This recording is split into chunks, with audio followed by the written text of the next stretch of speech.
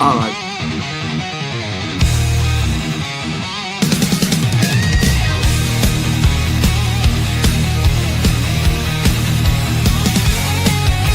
White and blue running through my veins.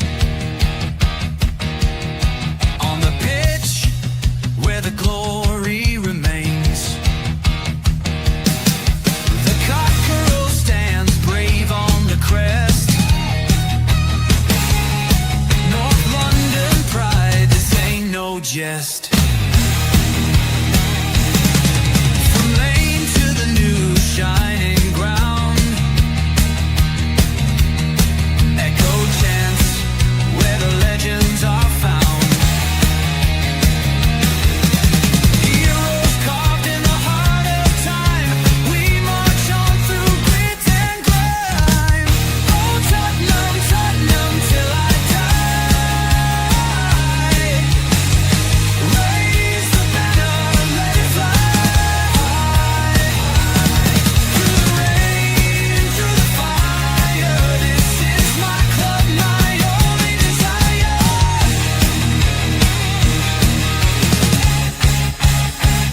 Oh, Tottenham, Tottenham, till I die. Raise the banner, let it fly. Through the rain, through the fire, this is my club, my only desire. Echoes of King and Greaves in the air. Every goal, the sound declares. Heartbeats pound like a drummer's song, marching forward, fierce and strong. We're the ones who rise in the clash. Numbers running in a white shirt dash. History burns in the roaring crowd. Every game we scream it loud. I'm Tottenham, Tottenham till I die. Raise the banner, let it fly. Through the rain, through the fire, this is my club, my only desire.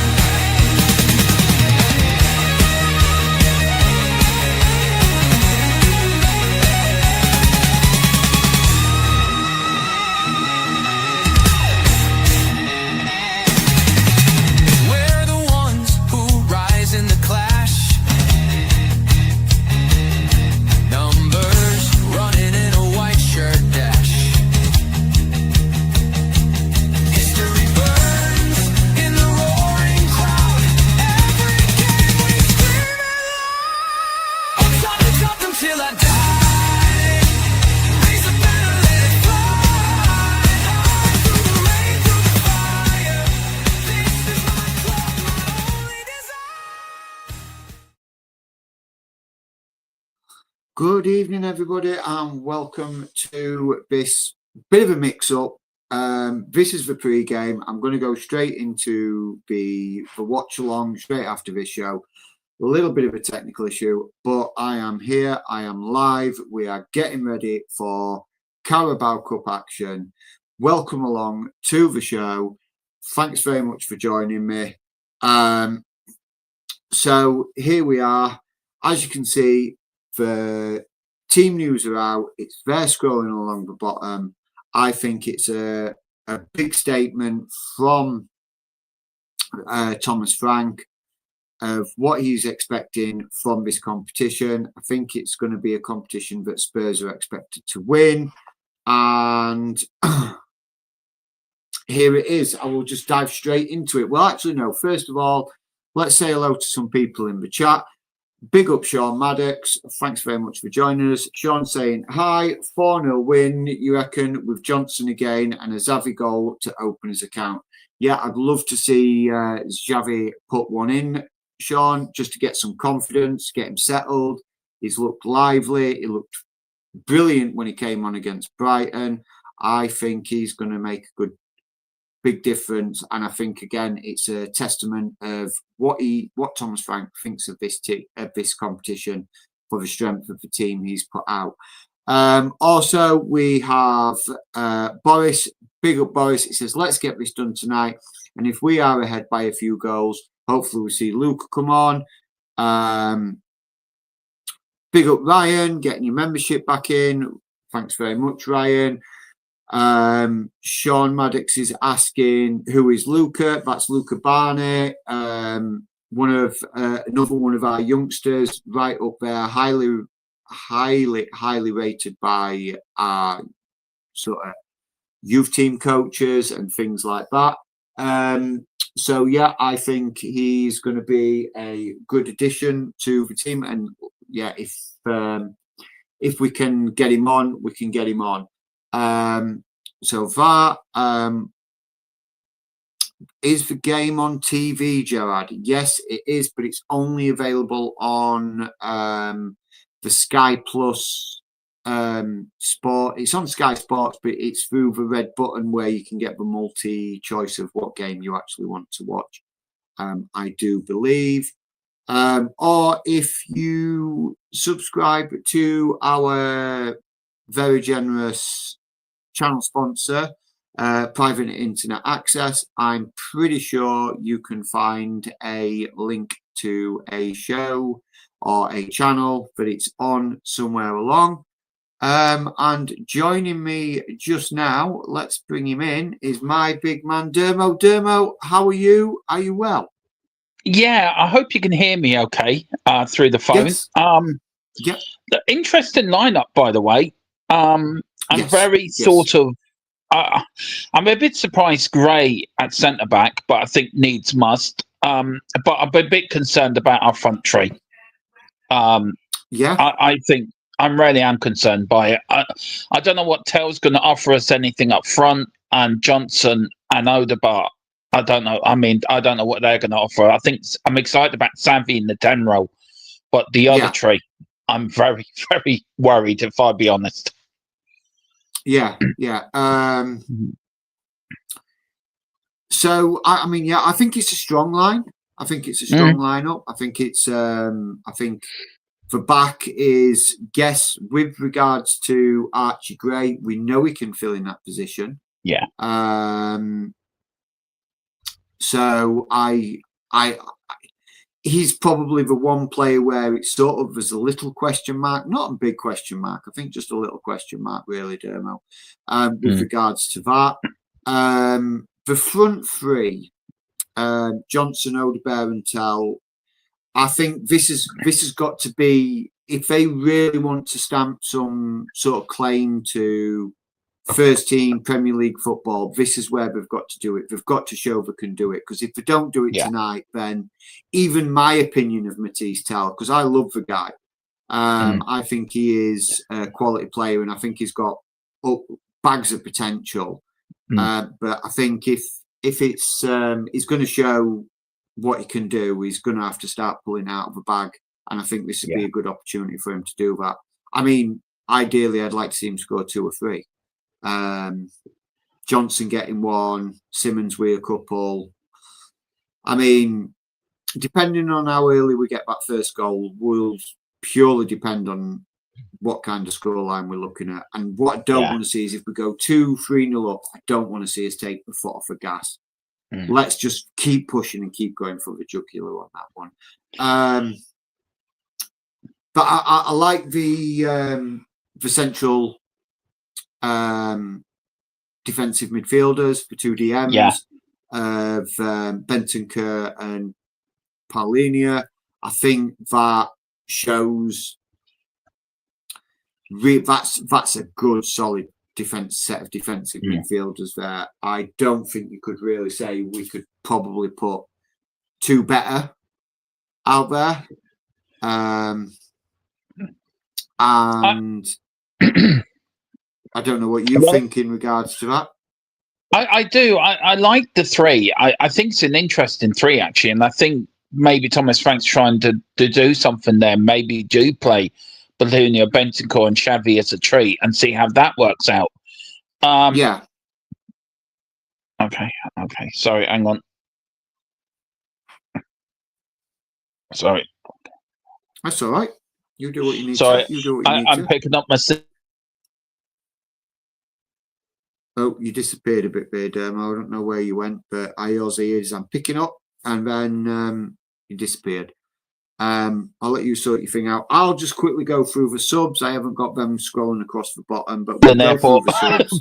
pick my sister up and then come back again, and then drive Yeah. back to Wexford. So I've got probably won't get home till about 2 a.m. But listen, Bless you. have a good one tonight, James. I will be back tomorrow night with a post-match show to this for final score, guys. So we will be on tomorrow night, and I try to watch the game. But I'm going to follow James all the way through up to the airport. Please like and subscribe and support this man because he's doing a fantastic job, and he's a great host and a great football watch-along commentator as well. So give him plenty of support tonight, guys, and I'll see you tomorrow. Come on, you Spurs, and Big Thomas Come on, Frank you we Spurs. trust. Thanks a lot, Dermo. Oh, No- Dermo, no just before you problem, go, Sean Yeah. Maddox has just asked, what's your prediction? 6-0. 6-0. Dermo's going for 6-0. Yeah, me and Colin were That's- having a bit of fun with this last night, so I'm continuing it. Colin, if you're watching, sorry, I can't give Doncaster a goal. 6-0. Come on, you Spurs. Fair enough, then. Come on, you Spurs. No worries. You have a Yeah. safe journey, okay, Dermo? I will. Yeah, All right, guys. Dermo, just jumping in there for a little bit. Much appreciated, Dermo. Love you, man. Thanks very much. So, like I say, I haven't got the subs going across the bottom, but let's go through our substitution. We've got Brandon Austin as the sub goalkeeper. We've got Richie Richarlison, Udogie, Bergval, Van der Ven. So we've got some big names on the bench as well. We've also got some youngsters in there as well. We've got Dane Scarlett, Thompson, Byfield, and Williams Barner. Luca Williams Barner. I think he's another quality prospect that we've got in the thing, and hopefully we get to see some of these youngsters come on. Carl Simpson, welcome to the show. Big up, Carl. He says, I respect Thomas Frank even more. Picked a strong lineup and respected the opponents and the competition.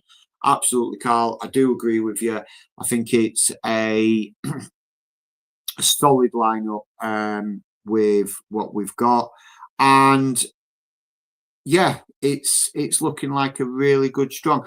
We may be joined by some of my friends who are down actually at the ground at the game. They are big Doncaster Rovers fans, guys who I work with. They did say they would try and join before the whistle and maybe during the game. Whether or not they do is another question. They've never done anything like this, so if they do jump on, please bear with them. I will try to keep them steered in the right direction with regards to that. Carl also says, I want to see lots of Tell goals tonight. Get that confidence up. Absolutely, Carl. I agree. I think that is what is lacking. And yeah, I'd like to see him score 2 or 3 personally. Look, I would take 3 from Tell, 1 from Odebear, 1 from Johnson, 1 from Simmons. Although I just think Xavi Simons is going to terrorise that Doncaster defence. I think all of the up front will terrorise them because they are a class above or 2 classes above Doncaster if you're going to go by leagues, and we should be looking at absolutely smashing them all over. So I'm going to put it out to you guys, chat. 18 of you watching, thank you. At 20, we just had a little jump there. 20 of you guys and gals watching. So I'd like to put it out there to the chat. What do you think the score? Your guys' score prediction? I'm pretty much on the same side as Dermo. I'm thinking 5 or 6-0. Home crowd, under the lights, Carabao Cup. Let's get it big. Let's go big. But what are your guys' predictions of the show? All right, Carl, enjoy making your dinner, son. Hopefully you've got it eaten before the game kicks off. Gerard's going with 3-1. Interesting scoreline. Gerard, do you think that Donny are going to score? It probably wouldn't surprise me if Doncaster scored. And it wouldn't surprise me if it's not our Loney that's out there as Yai. It sounds about right for Tottenham, a typical Tottenham sort of move. Send a player out on loan, give him permission to play in the Carabao Cup. And he's likely to come and probably pop one in. Big up Wayne Bonner. I did see you come in into this chat, so big up and good evening to you, sir. I know you. I will find your comment where you came in. There we are. There it is. He says, "Good evening, folks. Hope you're all well. Can't believe I'm not in the starting at 11. Bloody gutted." Yeah, well, Wayne, it's a shame. We take you. But his scoreline is 480-0, quadruple tell hat trick and a missed penalty. Okay. Did you mean 480 or did you mean 48? Because 480 goals is a lot of goals, Wayne. It'd be like every time we'd kick off, the ball would have to be in the back of the net, or every time Doncaster kicked off, the ball would have to end up back in the net. So yeah, I think Big Wayne Bonner is fancying our chances. So we'll go through the lineup anyway. I know I said it is scrolling across the bottom there. So we do have Anton Kinski in goal, replacing Vicario. We've also got on the right wing back position, we've got Pedro Porro. Left wing back, we've got Jed Spence coming in instead of Destiny Udogie. I think that's a smart move with regards to giving Udogie a little bit of a rest. Udogie is on the bench, so he is able to come on. Then we've got the centre-back partnership of Danso and Gray. Now, you've heard me and Dermo's thoughts on Danso and Gray. I think they're both equally capable of filling that void between Romero and Van der Ven. Romero not on the subs bench, but Van der Ven is on the subs bench. I think having Van der Ven there gives us the ability to, if we start to look a little bit shaky or a little bit open, bringing Van der Ven on for possibly more than likely Gray gives us that stability that we might need. Me and Dermo have talked when he jumped on briefly about Bentancur and Paulinia. I think that's a strong central defensive midfield. I think them two are going to box things off tonight. Wayne Bonner does confirm. He says he is thinking 480. I think the boys are going to go absolutely mad tonight. We can only hope, Wayne. We can only hope the boys do go absolutely mad. I mean, I would love it. I mean, my first watch along, I'm doing it on my own. As you heard, Dermo is going to be keeping an eye on it, make sure I don't mess things up too much. But excuse me. But yeah, I don't think I'd be able to contain myself if we scored 480, Wayne. I believe it is Bentancur as captain, Wayne. I believe it's Bentancur as our captain tonight. I think he's just deserved as a sort of like third choice vice captain sort of thing. I think he's more than capable of sort of commanding that area and keeping the sort of a team together and making sure that everything is ticking over nicely. So I'm certainly looking forward to that. On the left wing, we've got Odebear. Now, Odebear just come back from like injury last year. He didn't play a lot of football, so I think this is a nice way of getting him back into sort of first team action as well. I know he's had a couple of bit part games coming on so far this season, and Brennan Johnson on the right wing as well. So I think that will be an interesting for Johnson. Is he going to be able to be influential? Is he going to dictate? Is he going to drive forward? Is he going to keep pushing? And And is he going to be able to get the goals if we need him to get the goals? Big up Giant 68. Thanks very much for joining, my man. 3-1 Spurs. Yeah, another 3-1 Spurs. Not as optimistic as Wayne Bonner, I see, though, Giant. He fancies 480-0. You're going 3-1. Who do you think is going to score for Donny? Do you agree? Do you think Ajay could pop up and bag one in for us? There's also lots of other games going off tonight in the Carabao Cup. There was also lots of games last night in the Carabao Cup. Teams that have already qualified for winning their matches already. I do have a little bit of a list. So Brentford, Grimsby Town, Crystal Palace, Swansea, Liverpool, Brighton, Cardiff, Chelsea, Fulham, Wickham, Wolves and Wrexham. And isn't it just typical? We're just about to play Wolves and they finally found out how to win a game. Just typical. But yeah, I mean, the scores from last night were some interesting results. Brighton hammering Barnsley 6-0. Cardiff beating Burnley 2-1. Bit of a shock there, would you say? Also, Fulham beating Cambridge 1-0. Chelsea overcoming their scare against Lincoln City 2-1. Wickham beating Wigan 2-0. Wolves beating Everton 2-0.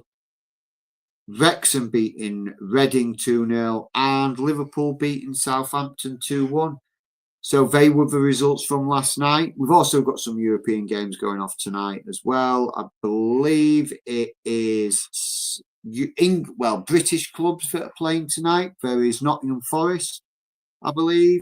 Nottingham Forest versus Betis. And the only other British club is Celtic in Belgrade versus Red Star. I will try to keep you updated on what's going off in the few other Carabao Cup games tonight. Obviously, Manchester City versus Huddersfield, Bradford versus Newcastle, and them up the road versus Port Vale. So come on, Port Vale. We won't mind a win there from Port Vale. Jared says, interesting to know how much a ticket tonight. So I think we're around about the £30-35 mark is what the sort of set price was, Gerard. Weren't overly expensive. I would have been going down myself, but if I'd have gone down to the game, you guys wouldn't have had a watch along. So I figured, no, I won't go to a Tottenham Stadium. I'll stick around at home, watch it on TV, give you guys the watch along that you deserve. So thank you very much for tuning in to me doing the watch along. So we're about 15 minutes away from kickoff. It's starting to get down to that time where we all start to get that little buzz. How are Spurs gonna come out and really take it to Doncaster? Or is Doncaster gonna be Doncaster? I mean, they've done it in the past. They've upset big teams in the past. I remember going to see Doncaster beat Aston Villa, beat Manchester City, very nearly beat Arsenal in the sorry about the flashing on my face, guys, that's my TV. Very much nearly beat Arsenal in the, I think it was the quarterfinal of the Carabao Cup quite a few years ago now. But yeah, almost beat them, but went to extra time and then we lost it in extra time, which was a shame. That happened. So, but yeah, fingers crossed. It'll be a good game for us. And we'll be up and running very soon.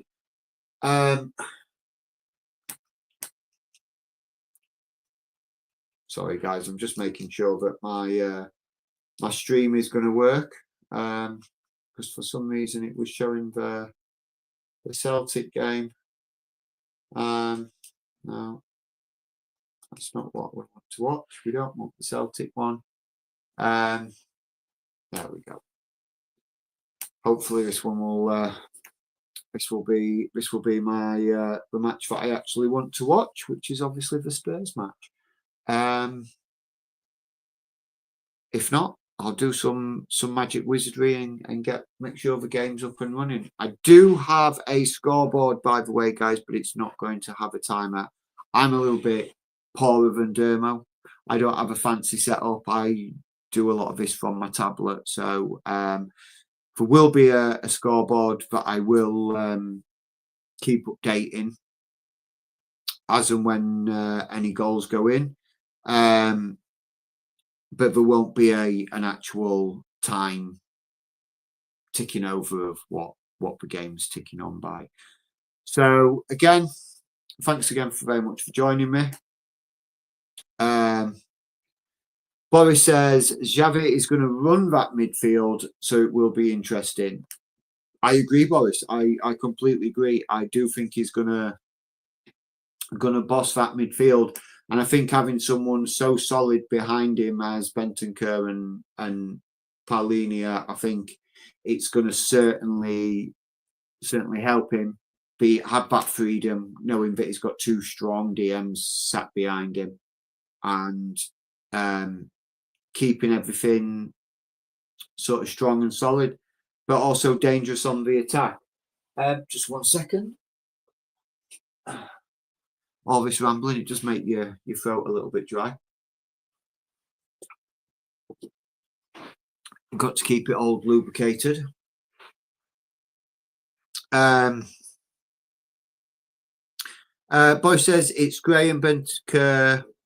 Paulinho is playing as centre back. Oh, okay. Well, I blame Sky Sports for my how do I put it politely? Yeah, my piss poor performance in lineups. So it showed up to begin with. Gray was playing as a centre back. So Paulinho playing as centre back. Gray playing as a DM. Again, it gives us that ability, that youth to just bear with me 1 second. That youth and experience in the DM role. So you're telling me that he is playing there, and he's not playing there, and he's playing there. There we go. I've changed it. There you go. So it's now got centre backs as Danso and Paulinho, DMs, Bentancur and Gray. So yeah. I still think that'll be okay. And having Paulinho there as sort of support next to Danso, I think that makes us even stronger.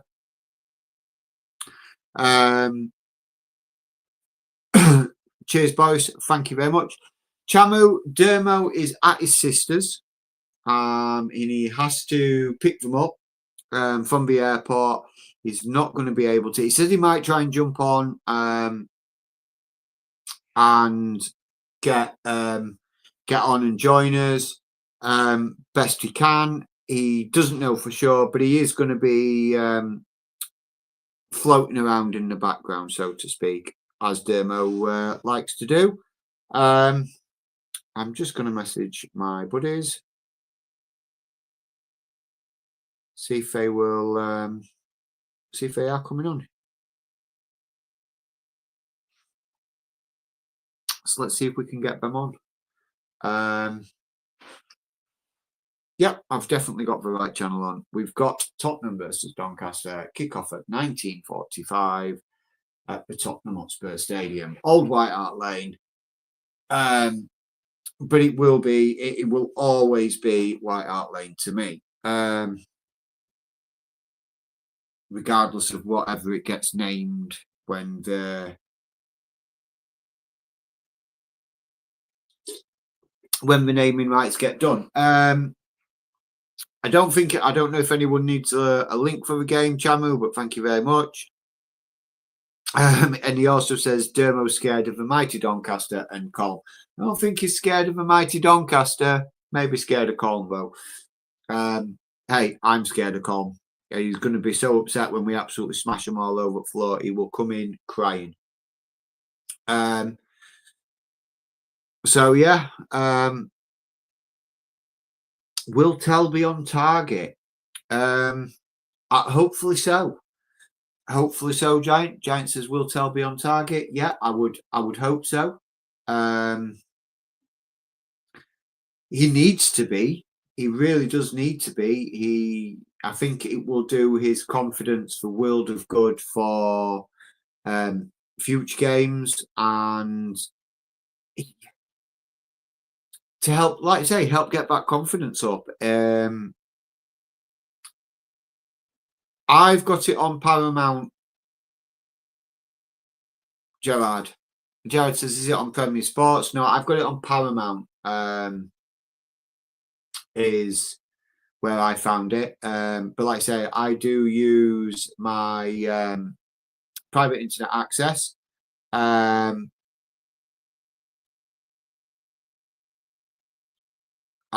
use it to link in through that, and then it enables me to get pretty much any game anywhere. So yeah, private internet access is where it is if you want to try and get this game streaming live yourselves. Just watching showing the Doncaster players when they arrived at the ground and just looking around and everything. They look a little bit in awe. I mean, I know Ajay is he's been to the ground a few times. No, it's not, Wayne. I don't think so. I don't believe it's on Paramount Plus UK. You can have a look if you've got a subscription to it. You can have a look. But my stream seems to be coming from elsewhere in the world, we'll say. There's a nice picture there of all the Donny fans. All packed in, looking like they're up for. They've brought a lot of fans down. It does look like they've brought a lot of fans down. Great day out for them, though, isn't it? It is a great day out. Great day out. Boris is just confirming it. It's on Sky Sports Plus in the UK. That's the only place you'll be able to get it in the UK, Sky Sports Plus. But like I say, never ever will I keep saying it. Pick up your private internet access subscription, guys. Get that VPN in, and you will be able to pick up games like this that are not normally viewable. Same as your 3 o'clock kickoffs, as well as protecting your data, as well as keeping your stuff safe when you're surfing. Yeah, it's very much worth it. Please think about picking it up. Also, please hit a like and subscribe on our videos. Pick up your memberships on our channel. 99p. You can't grumble. It helps us help you. That's how I like to put it. It helps us help you. It helps us be able to create content like this. And as content creators, we love it. It's what we thrive on. It's a lovely picture of the golden cockerel there, all lit up. So yeah, I highly recommend it. It's well worth it. Just see what this is.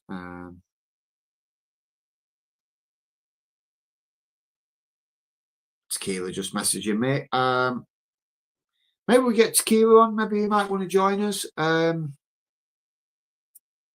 Hopefully he might. He might decide to jump in and keep an old boy company for a little while. So about 3 or 4 minutes from kickoff. Still quite a lot of empty seats out there, to be honest. Teams are in the tunnel. as we speak. I'm going to spin you this way so I can actually so we can see. I can see you guys, and you can see me, and I can see my TV of the actual game.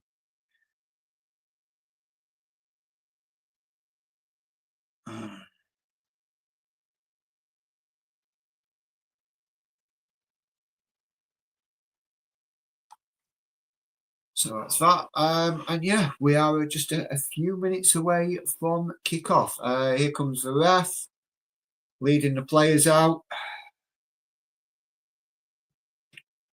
Doncaster in their traditional red and white hooped with white shorts, red socks with a black trim, and Spurs. It's hard to tell what kit Spurs are in, actually. I think we'll probably be playing in our white kit. I don't believe we'll probably... don't think we'll be playing in any other kit other than our home kit, as this is... we are at home.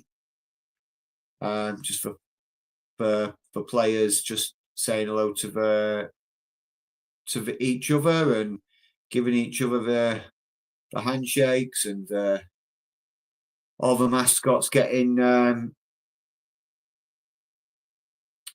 the little handshakes with all the players and everything. It's going to be good. Also, it's Pedro Porro who's been given the captaincy armband tonight. That's an interesting shout, giving Porro the captaincy. Big up Tequila. Thanks for joining me, man. Thank you very much.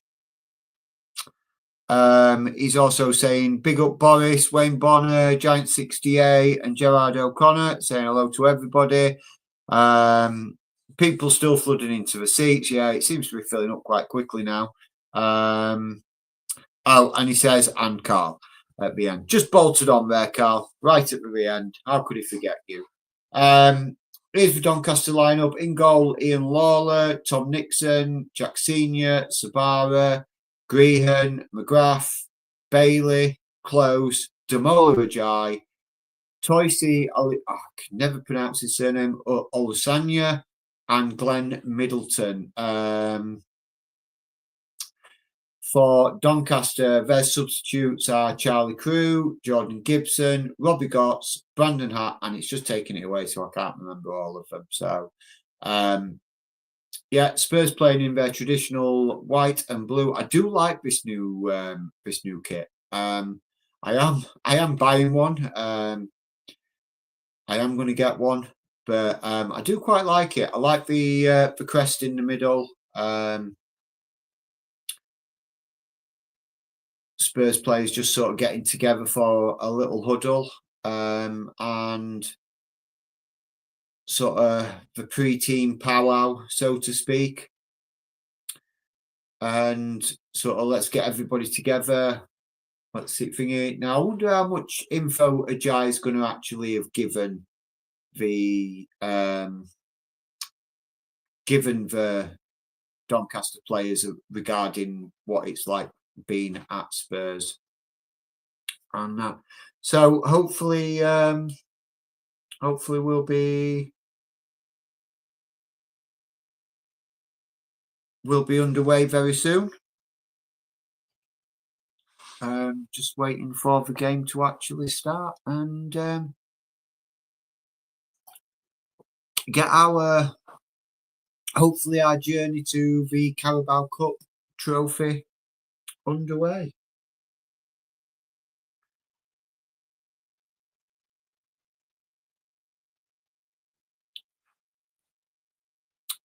Referee is Andy Madley. Don't really know much about Andy Madley. And we are underway. And it's Spurs playing from right to left in the first half. The ball goes back to Kinski, then to Paulinia. Paulinia rolls it back to Kinski. Kinski looking for options. Back to Paulinia, just outside the edge of the area. Paulinia switches it across to Danso. Danso now bringing the ball forward. Here we go. Out to Spence.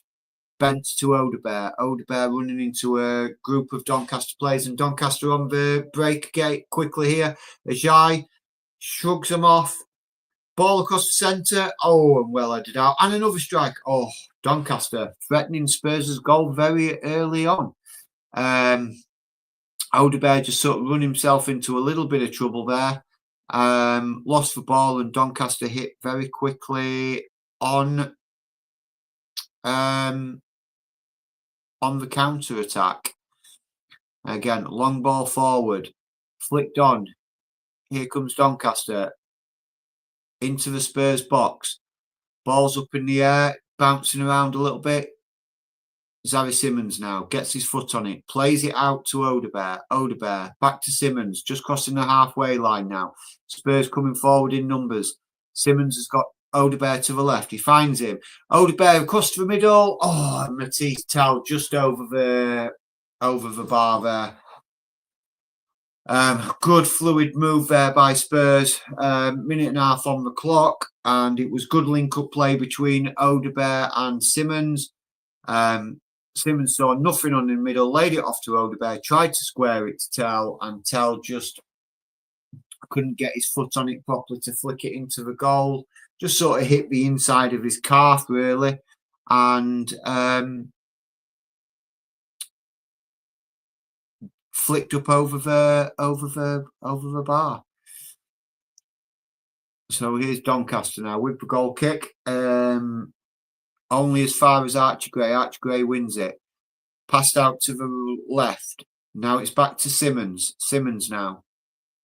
Over to Spence. Spence.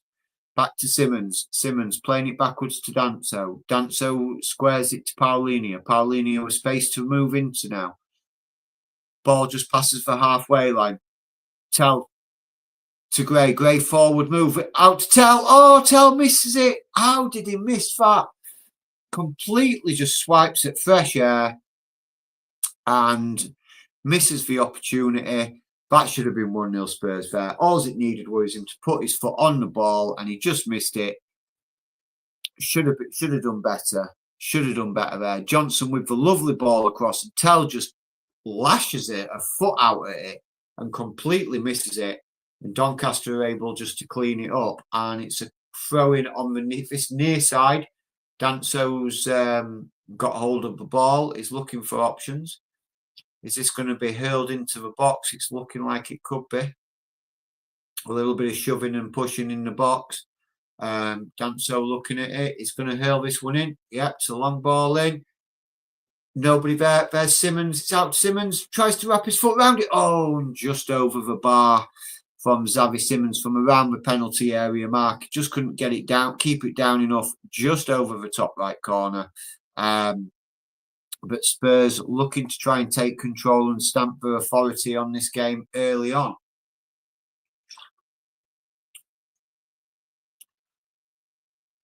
Yeah, just showing a replay of the Matisse Tell chance there. He should have done a lot better with that. It was like he didn't get his stride right, and he just sort of lashed at it and missed it completely. And it's a throw into Spurs on the far side from the goal kick from Xavi Simons has missed. And it's played back to Paulinho. Paulinho squares it to Danso. Spence now. Spence on the left-hand side. Simons has dropped deep to come get this ball and get involved. Benton Kerr plays it, picks up a wayward pass. Oh, the referee did give a free kick for a foul on Simons. So it's Simons quickly takes it, squares it to Paulinho. Paulinho to Porro. Porro nowhere to move, so goes back to Paulinho and then across again to Danso. Spurs really spreading, using the width of the pitch here to try and stretch Doncaster. And it's across to Spence. Spence plays it back to Kinski. Kinski out to Paulinho. Forward to Simons. Simons now nowhere to go, so turns back. Plays it back to Paulinho. Paulinho across the pitch to Danso. Spurs get nowhere fast with it, keeping the ball well, but not really doing much with it. I mean, it's a long ball forward. Oh, and it bounces off the back of Matisse Tell's head, lands to a Rovers player, and Doncaster are here on the counter attack. Here's Doncaster now with Asamajano. Trying to work the ball in, and it is out for a corner to Doncaster. So Doncaster Rovers with a corner. And we'll just take a little break here, and while Donny gets set up for his corner.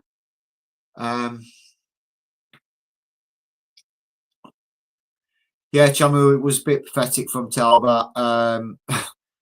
He says Soldado equals Tel. Yeah, I understand that. It's kind of a bit like what Soldado would have done. Kitsy, I don't know, mate. I don't know just it. I do not know how he missed it, but hopefully it won't knock his confidence too much when it's already knocked. I just think he needs a couple of goals. Just a couple of goals to get his confidence up.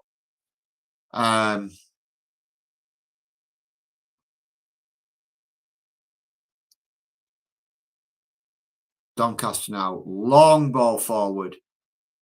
Dance over, battling with Vijay. Vijay now plays it back pretty much to the halfway line. Here's Doncaster. Moving the ball well. Out this fast to the right side. Down the right wing. Played it backwards. Doncaster moving the ball, keeping hold of the ball, just trying to get the foot on it. Try and get some confidence of having the ball at the feet a little bit now. Going left to right, left to right. So this is it's just coming up. This is the first meeting between Tottenham Hotspurs and Doncaster Rovers in any competition since the 2009-2010 League Cup second round match, which Spurs won 5-1. Let's hope we get another 5-1 or a 6-0 if we can tonight. Just looking. Oh no other game. Just in the other Carabao Cup games, it's still 10 minutes played in all the games, and it's still Newcastle are still 0-0 with Bradford, and Huddersfield are still 0-0 with Manchester City. Obviously, there's Arsenal Port Vale at 8 o'clock. They've not kicked off yet. They're about 5 minutes away from their kickoff. So Spurs on the ball with Kinski now. Kinski plays it across to Paulinho. Paulinho finds Porro. Porro back to Paulinho. Paulinho squares it to Danso. Danso brings the ball forward a little bit. Not really anything on, so he squares it to his defensive partner in Paulinho. Paulinho nudges it long.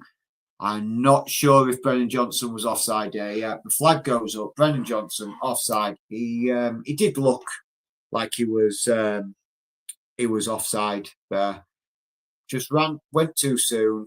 As we just get a look at the Spurs bench, just having a little chat and discussing the first opening sort of 8-9 minutes. So we'll continue. So it's Johnson now on that right side, tries to find Tell, but just slams it against the Doncaster player, and it's out for a throw-in on the far side. Oh, actually, what I will do is I will put the scoreline up. There we go. So there's the thingy. There's the score. Like I say, no time on it at the moment, unfortunately. But as we just take a quick look at the Doncaster manager, Grant McCann, just talking to his assistant there. So here's Doncaster on the far side, trying to sort of work the ball. Spurs really pressuring them. Doncaster go back into their own half. But here we go, bringing it forward again. Out on the far side again. Trying to cross it in. Oh, and there's a man on the far side. Nobody there. Oh, and it's a poor header from Doncaster. He was free, unmarked. Don't know who that was. It wasn't Ajay, I don't think. Oh, no, it was Olusanya. Had a free header. Should have really done better. It was Ajay that crossed it. He had a free header. and he just sort of catches it and nudges it wide. Tequila says, do people think Chris Armstrong was better than Tell? Yeah, Chris Armstrong was a lot better than Tell's been so far. So Spence, we're throwing to Spurs, to Bentancur. Spence, Jinkin and Jankin, moving the ball away. Crossfield pass to Johnson. Johnson now trying to put the afterburners on. Is he going to actually check and see who's with him? Gray. Johnson. Ball across. Oh! Lovely floated ball across by Johnson. Nobody at the back post tall enough to get it. And it just drifts wide. But Spurs pick up the loose ball. Here's Xavi Simons. Simons trying to cut in, and he's tackled by Doncaster. It's a throw-in to Spurs on this near side. Just probably about I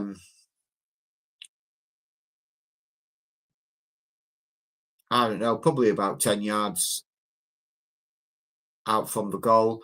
If you can imagine, that is 10 yards from the edge of the till we're off the pitch. So it looks like it's going to be another dance. So big shove, a lot of pushing and shoving in the Doncaster penalty area, and the ref is calling over Paulinho. I know he's talking to the Doncaster captain, and now he's going to have a word with Paulinho as well. Basically just saying, stop that shoving, stop the shoving and pushing. I don't think Paulinho was doing anything wrong. He was just being strong and keep standing his ground, really. Can't see him doing anything. He's backing into him a little bit. But he's just trying to... There's the throw in, and it's headed out to a corner for Spurs. A big throw in by Danso and cleared away for a corner to Spurs.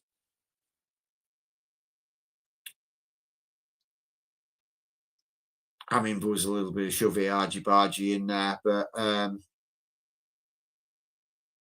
something wrong with the ball that Simons got through, so we'll probably change that and just get asking the ball boy for a different ball.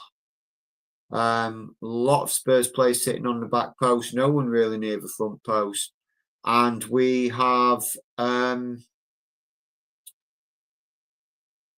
it wasn't a commit, and that's an overhead kick. That's a beautiful goal. Paulinho, overhead kick. What a goal. That is 1-0 Spurs. Come on. Absolutely loved it. Absolutely loved it. Overhead kick from Paulinho, from the result, from the corner. Absolutely fantastic. 1-0.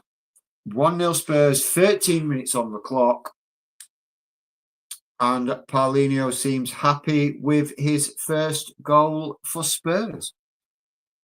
It just sort of came out. It was an unconvincing punch. Doncaster headed it clear. Wasn't a clear enough header. And Paulinho just sort of went, thank you very much. I'll try a little bicycle kick there. And yeah, overhead kick. And thank you very much. Yeah, not a convincing... The goalkeeper nearly punched it into his own net, to be fair.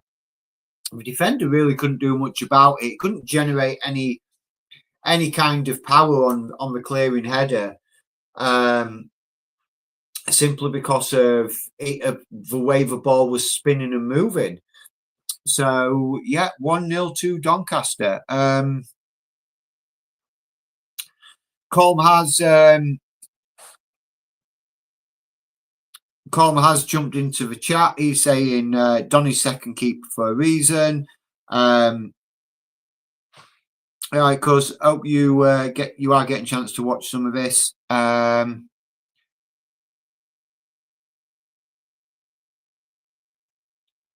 And Skewer says, message Colm to let him know, James. And then he says, okay, I can it. So, yeah, it's 1-0 Spurs, 15 minutes played. does look like I'm a little bit behind on my stream to what is actually live. And Chamu says, tell not even at Doncaster level calm. I apologise to Donny.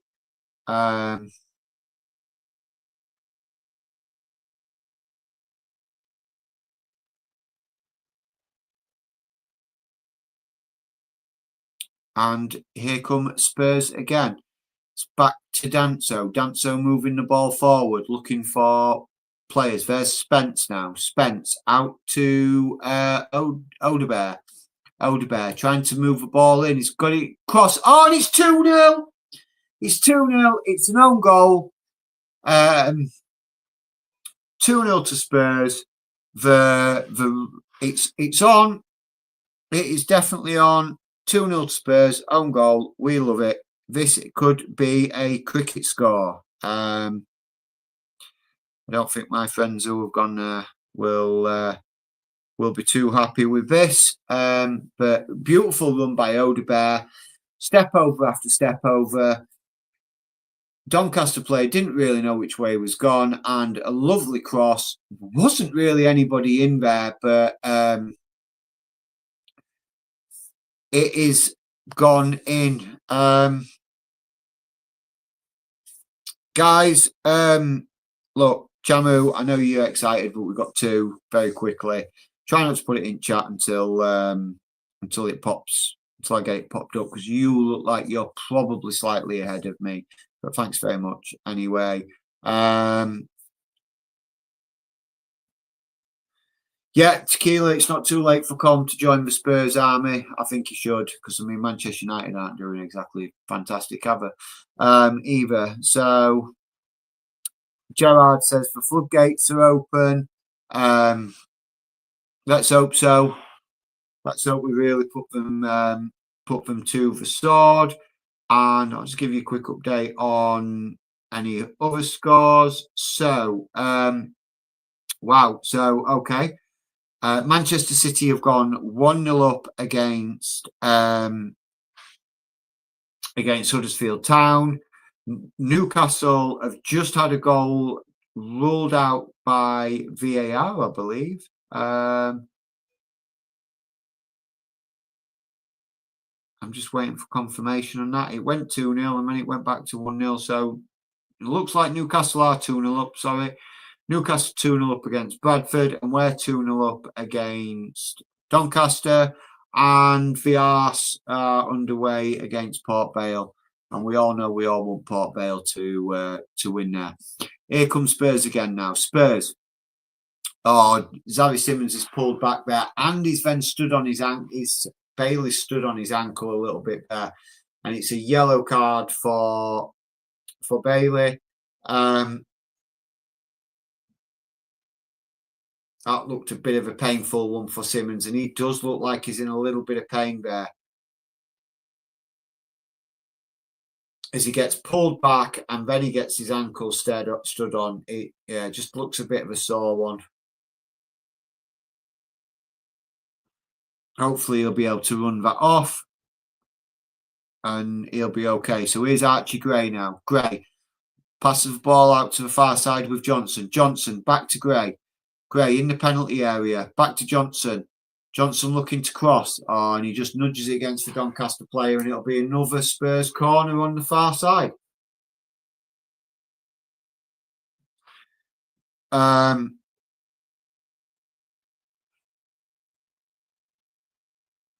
5.5 goals. Is that what you've gone for, Colm? Colm saying over 5.5 in this game, and I'm in the money. Well, yeah.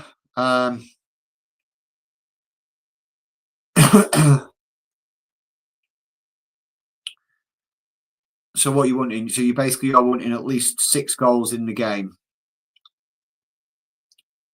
It's a sensible bet. It could quite easily happen. Certainly with 2 in the first 15 minutes or so. We can only hope there'll be more goals to come. So here's Spurs. Simons plays it short to Danso. Danso to Porro. Porro back to Simons. Simons flicks it forward to Danso. Danso with the cut ball across, bounces about and then comes back out, but only as far as Porro. Porro back out wide to Simons, who's on the right-hand side at the moment. Nowhere for Spurs to go, so we'll play it back a bit. As Porro. Spence now. Spence looking for a runner, pointing for... Look like Tell. I don't know what Tell's doing there on the left.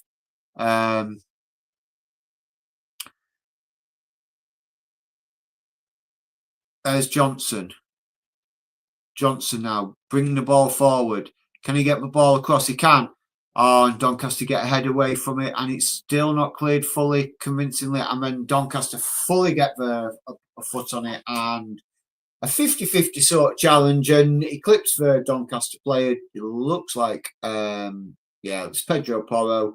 Clips Senior. Senior goes down like he's been shot, and he has given away a free kick. So it's a free kick to Doncaster literally on the edge of their 18-yard box. Doncaster play it back to the keeper. Who'll play. Oh, good evening, Tequila. Hello, kind sir. How are you? I'm good, thank you very much. A bit of a strange one, doing a full watch along. Been on the run for a bit. I'm going to come keep you company, even though I like lots of people in the chat, have no access, can't find a stream. If anyone has a stream, please give us a thumbs up. So you do the play-by-play comp, and James, and I'll talk to you in the chat. That's the deal. Yeah, that's lovely. Spence now surging down this left-hand side. Cuts inside. Tell went on the overlap, but Spence obviously didn't feel comfortable or confident finding Tell there. Goes out wide to Johnson. Playing the ball back to... Who's been our best player, you think, so far, James? So far, Xavi Simons, he's been literally just dictating the tempo, linking the defensive midfield to the attacking front. Johnson's not been too bad. As a wild shot from what looks like Wilson Odobert. He just probably about 30 yards out decided to take a pop, and it was like 30 yards over the top of the goal as well. If we get another, do you take players off at half time to rest them, or do you just say nah, just keep them on? The thing is when you look at the bench, is if we get another one, not now. I mean, that's what I mean. If you get another one, then it's kind of probably game over. So yeah, it probably would be. But I suppose then you risk upsetting the rhythm.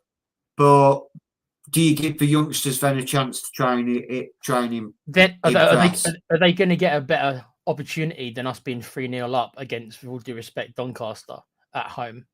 There's not a better time, is there, to give them a little bit of a run out? Surely. No, there isn't, and you would think that that is going to be what will happen. But I don't know why Chamu's put in. I think Chamu might be ahead, so maybe keep your eyes open. Yeah, I do have Sky Sports on, and it doesn't. I've got like Sky Sports News on to give him all the other results going off. With Chamu, I believe Chamu, if I'm wrong, mate, I think he's in America, so I'm not sure how he's seeing it before you, to be honest. Yeah, well, I mean, I'm using Paramount Plus American stream, so okay.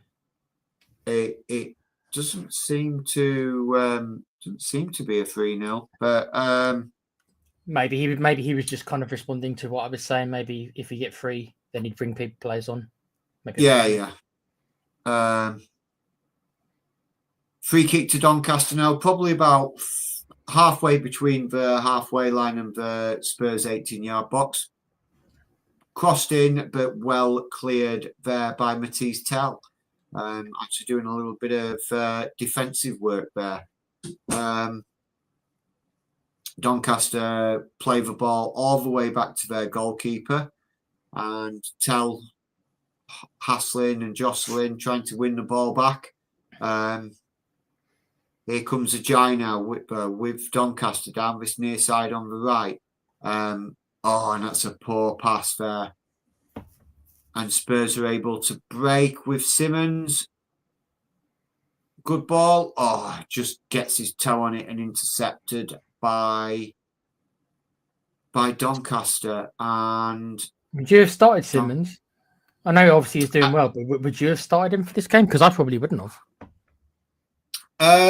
No, I was very surprised to see Simons start, to be fair. I thought they may have gone a different route, maybe put a youngster in there. Yeah. To give the opportunity, see what they can see what they could do. I think, like you said, it would be a good experience for them against the League One opposition. Yeah, just offside, Doncaster. It's funny you say that, because Com in the chat, as I put up, has also said that he thought some of their players would also be playing for the experience, but apparently not. Yeah. Some of their you would have. Yeah, I mean, I it's been a while since I've actually watched a Doncaster game to know what their full strength team is. Here comes Spurs though on the attack. Archie Gray surging forward on this right hand side, looking for support. He finds. Who was that? What was that? Tell. It was Tell sitting very deep. I don't know why he sat so deep, because like Archie Gray was further forward. Tell picks up the ball, cuts inside onto his right, and strikes a clean shot. And it's a good save by the Doncaster goalkeeper, to be fair, to deny Matisse Tell. Do you class him as an out-and-out striker? Me and Demo had this conversation the other night about if he's a striker or if he should be on the left wing. I prefer him. I would prefer him on the left wing. I actually prefer him as a left winger cutting in. He's got a wicked right foot, and playing him on that left and enable him to sort of cut in and use his right better. I think it suits his play. And there's a big header from Benton Kerr, I think it was, and I think it looked like it was clipped away from the goal, but the ref's given a goal kick. Benton Kerr, right? Yeah, he did. Benton Kerr rising highest, and yeah, that was going in, and the Donny player just gets his toe end to it, and but the ref's given it as a goal kick, so a bit disappointing there by the ref. You might have already done this, James, but big up to Ryan Tristan, who became a member. Yes, I did welcome Ryan to picking up his membership. Oh yeah, right. But, sorry, mate, I didn't know if you did or not. I didn't come into about past. Yeah. No, I did big up Ryan coming in for picking up a membership. It's much appreciated, and I said we very much appreciate people picking up a membership. Definitely. Giant68 says, doesn't Tell play on left for France under 21s? They have deployed him on the left, but they have also deployed him through the middle as well. Archie Gray now into the Doncaster penalty area. Back to Johnson. Johnson looking for a ball in. It comes in, but it's headed clear. It's a poor cross, really, by Johnson. He's got to be hitting that man. He's putting it in the right kind of area, but I don't know if there's nobody there or no one's thinking he's going to get that ball across. But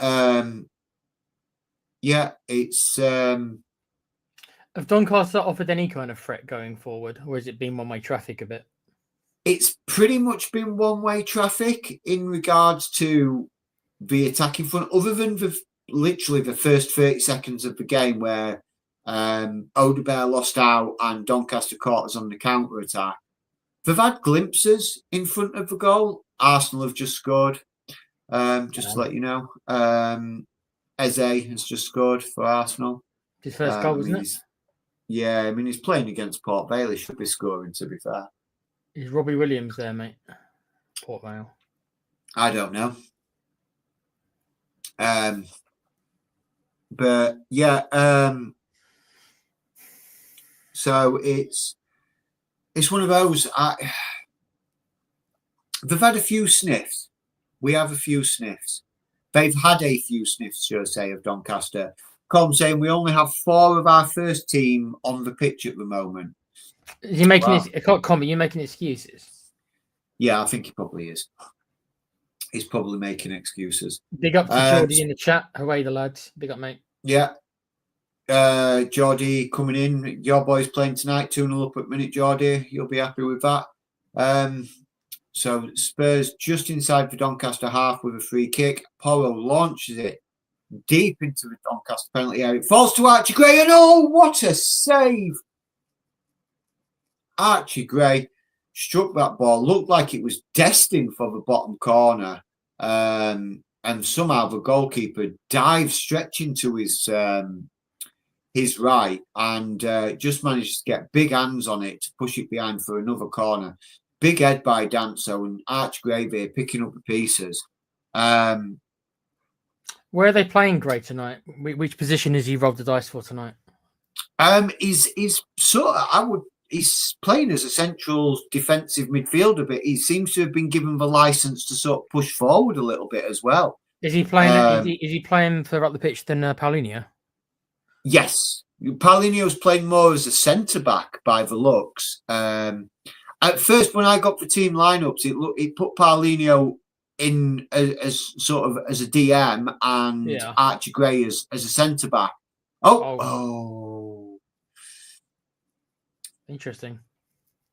Ball bouncing around inside the Doncaster penalty box. Just couldn't really clear it for a second there, and it's finally cleared. And it looks like Danso is off the pitch at the moment, just receiving treatment to possibly a cut on the head. When he won the header for Archie Gray's chance, he's might have just put a little bit of a cut on his head, and there's also a Doncaster player down on the pitch as well. Archie Gray, Danso definitely being treated for a cut just above his left eye. There's a few Doncaster players holding different various parts of the body, sort of like giving them a little rub, and that's just because they've come up against a machine, bro. That's why. They've come up against a machine, bro, tonight. But yeah, Danso with looks like a pretty nasty cut. Got some pressure on there. Hopefully that's not gonna rule him out and cause him to go off. Just it gives everybody a chance to take on some fluids, pass on some messages while the teams are talking. Just to give you an update of some of the scores that are going, other games that are going off. Man City still 1-0 up. Newcastle still 2-0 up. Arsenal 1-0 up. Real Betis have taken the lead against Nottingham Forest. And Ludogorets versus Malmo. Ludogorets are also 1-0 up. All the other European games still 0-0. Celtic still 0-0. As well. No real upsets so far tonight. On the no. I mean, I'll be honest with you. I do have a little bet going myself, and I actually had Betis to beat Nottingham Forest, just mainly because I can see Ange getting sacked in a month, personally. That's because we know how Angie plays, so we know that football. I would say I feel sorry for Forest, but I mean, I don't really. No, I don't feel sorry for him. I think it's a bit of just deserves with how they conducted themselves in the Morgan Gibbs White transfer debacle. But hey ho, we're back underway now. It looks like Danso's had his head glued. Looks like they were putting some glue into it, so it must be a pretty significant cut if they're gluing it. Obviously, they'll stick a bit of glue on there and probably stick a bandage on it and send him back out. So at the moment, Spurs just playing temporary with 10 men, but they still managed to get the ball forward. Johnson chasing this one down the right-hand side. And no go there.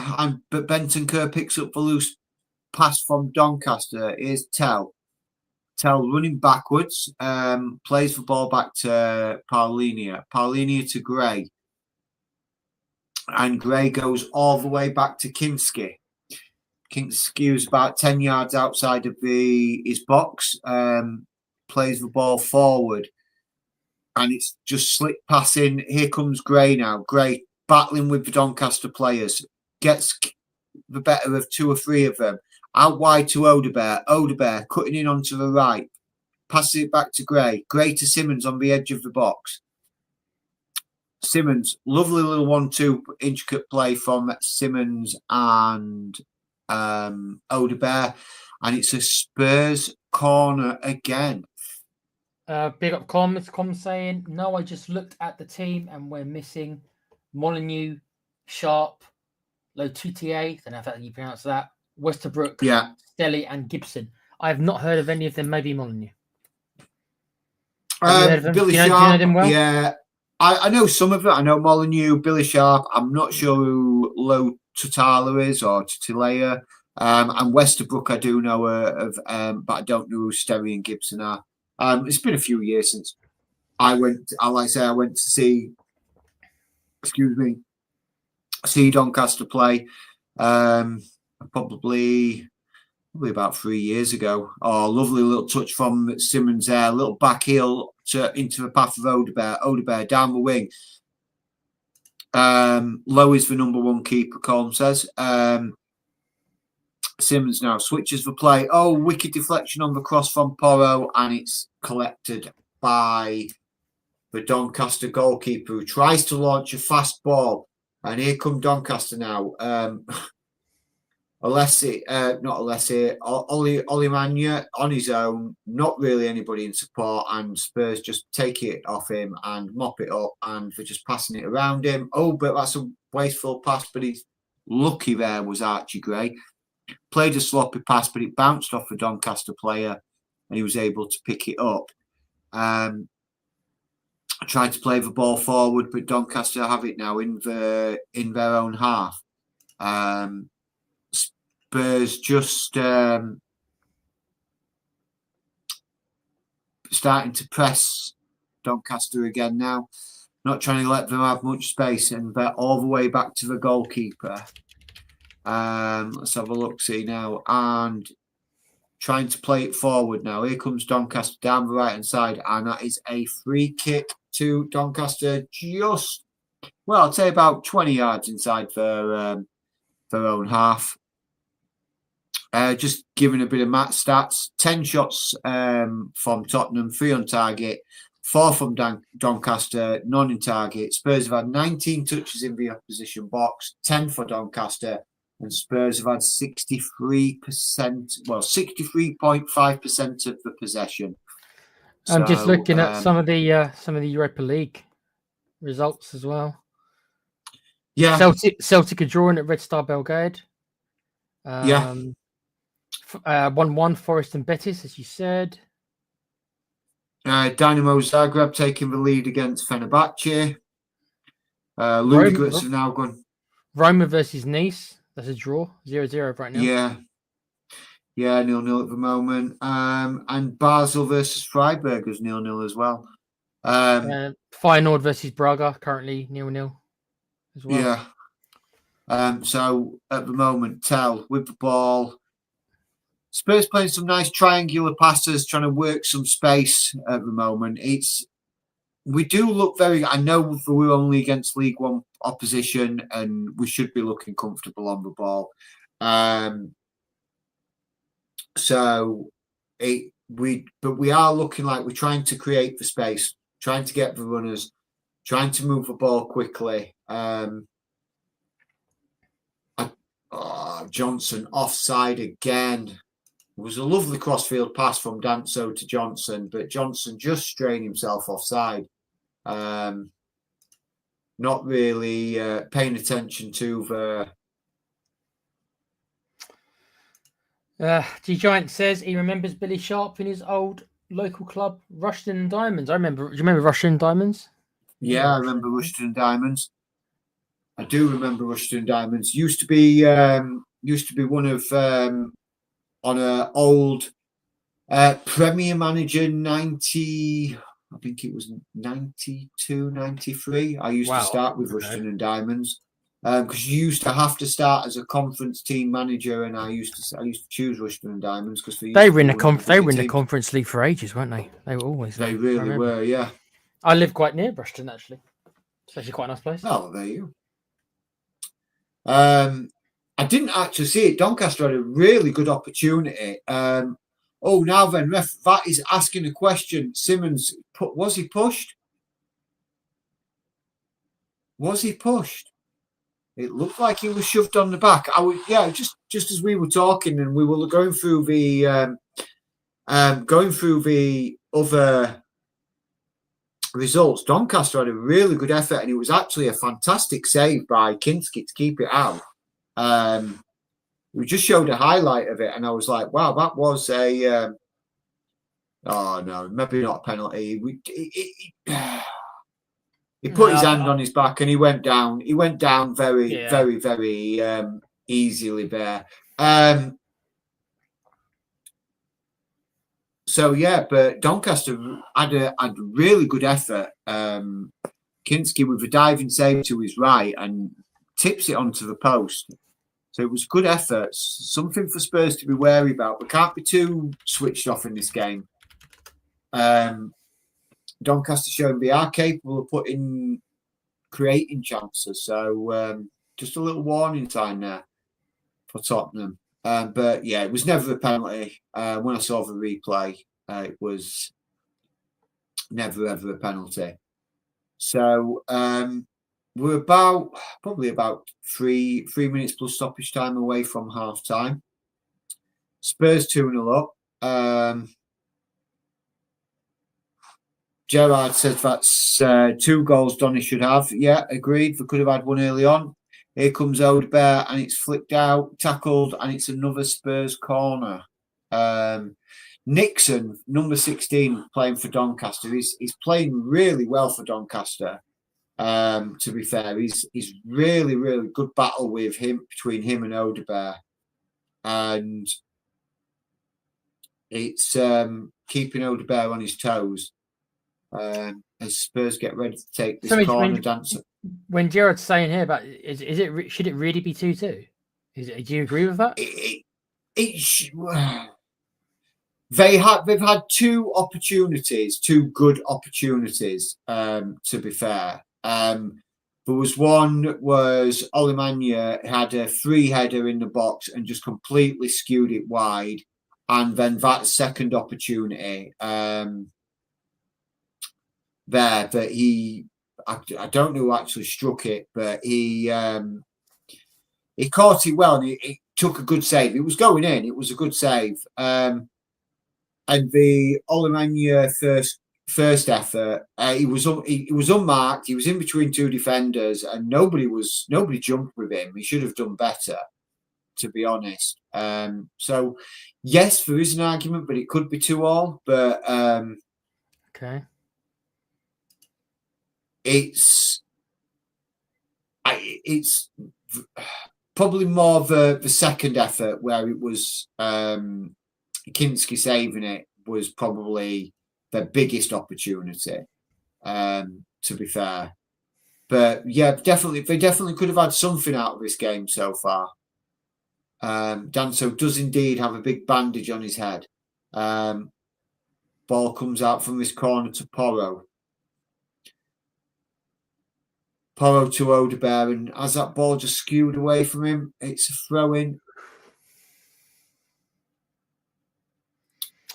Com says Nixon is the backup to Sterry, and then he says, "Good to see him get some minutes." Yeah. Hey, he's playing well, is Nixon. He just seemed to be holding his own against Odebear. To be fair, he's really making Odebear work down this left-hand side. I think maybe so. It's just come up on the board, guys. With 3 minutes of stoppage time remaining in this first half. Danso with a big long throw in. Ball comes out, flicked over by Benton Kerr. Benton Kerr trying a little overhead flick, but it's just gone past the far post and out for a Doncaster goal kick. Yeah, I mean, it was like a little flick over his head. He tried to just sort of with the outside of his foot. I mean, that would have been something special if that had flicked into the goal. Spurs side chat says, "Where's Dermo?" On a plane, probably. No, he's just got. I think by now he will be actually picking his sister up. I think it's about 9 o'clock. He has to go pick his sister up from her landing, and then he's got a long journey back. Once he gets them home, he's then got a long journey back home himself. So it's that is where Dermo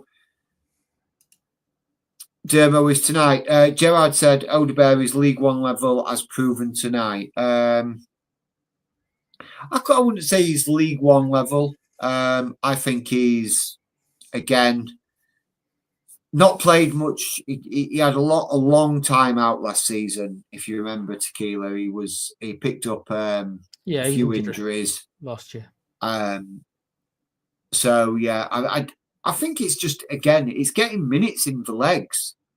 You've got to think some of these players, Archie Gray, Odebear, Brennan Johnson, they've not had many game minutes.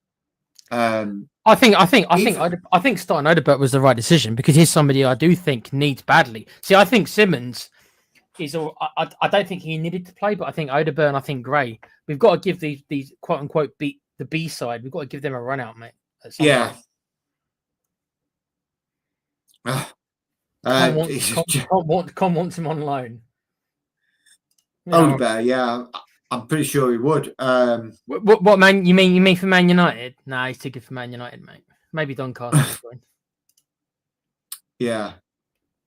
Look at this one. Gerard says Dermo's gone to the lane to pick up Tell and Odebear and drive to Luton Airport. Don't want to come to Luton, mate. Trust me. Yeah, and Spurside chat also says he just wants to see the youngsters now. Yeah, I agree with giving the youngsters some opportunity, but I think at the moment there's probably, and the way Thomas Frank Colm does say no for Doncaster, Odebear for Doncaster, and that's the end of the first half, guys. That's the half-time whistle, not full-time whistle, half-time whistle. It's 2-0 to Spurs.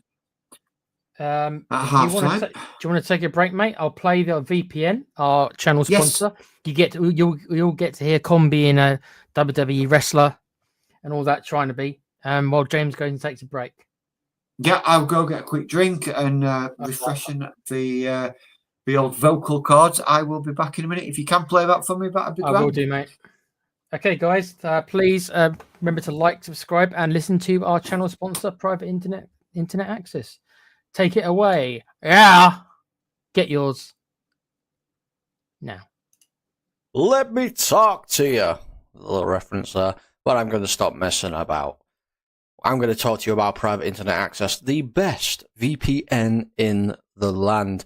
Now, when you're online, you may not realize, but all of your data is there for the taking by anybody.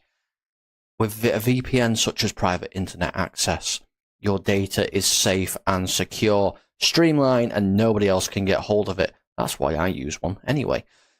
VPN's very easy to use. Private Internet Access, all you got to do is log on your phone, select where you want to be. So I want to be in America, and I click go, and there we are. You can also link up your devices to it from your phone if that is easier for you. It's available on a lot of platforms as well. As you can see, you can use it for a very, very big range of things. So that's even better as well. You can use it, like I said, on all your devices, smartphone, tablets, gaming consoles, and stick it on your modem. And it's unlimited devices. One equals all. It's available all across the world, and it works perfectly. What they do is they mask your IP address, so pesky 3 o'clock kickoffs aren't an issue anymore, and they're independently audited, so there's no logs, 30 million customers, and 4.5-star Trustpilot rated excellent review. Private internet access. Get yours now. Now, and There that was you go. good time because I just literally got back. Perfectly timed, James. You know exactly how long that ad was. Perfectly timed for the second, Yeah. bro. Absolutely. Yeah, so good first half, I think. Started very positively. I would like to see more in the second half. I don't want to see us take his foot off the gas. I would like to see a couple more goals from. Okay. No, sorry, that was one of my buddies who was actually at the game. I sent him the link to get him into the show, but was he saying that is he having fun? He says he wouldn't let him into the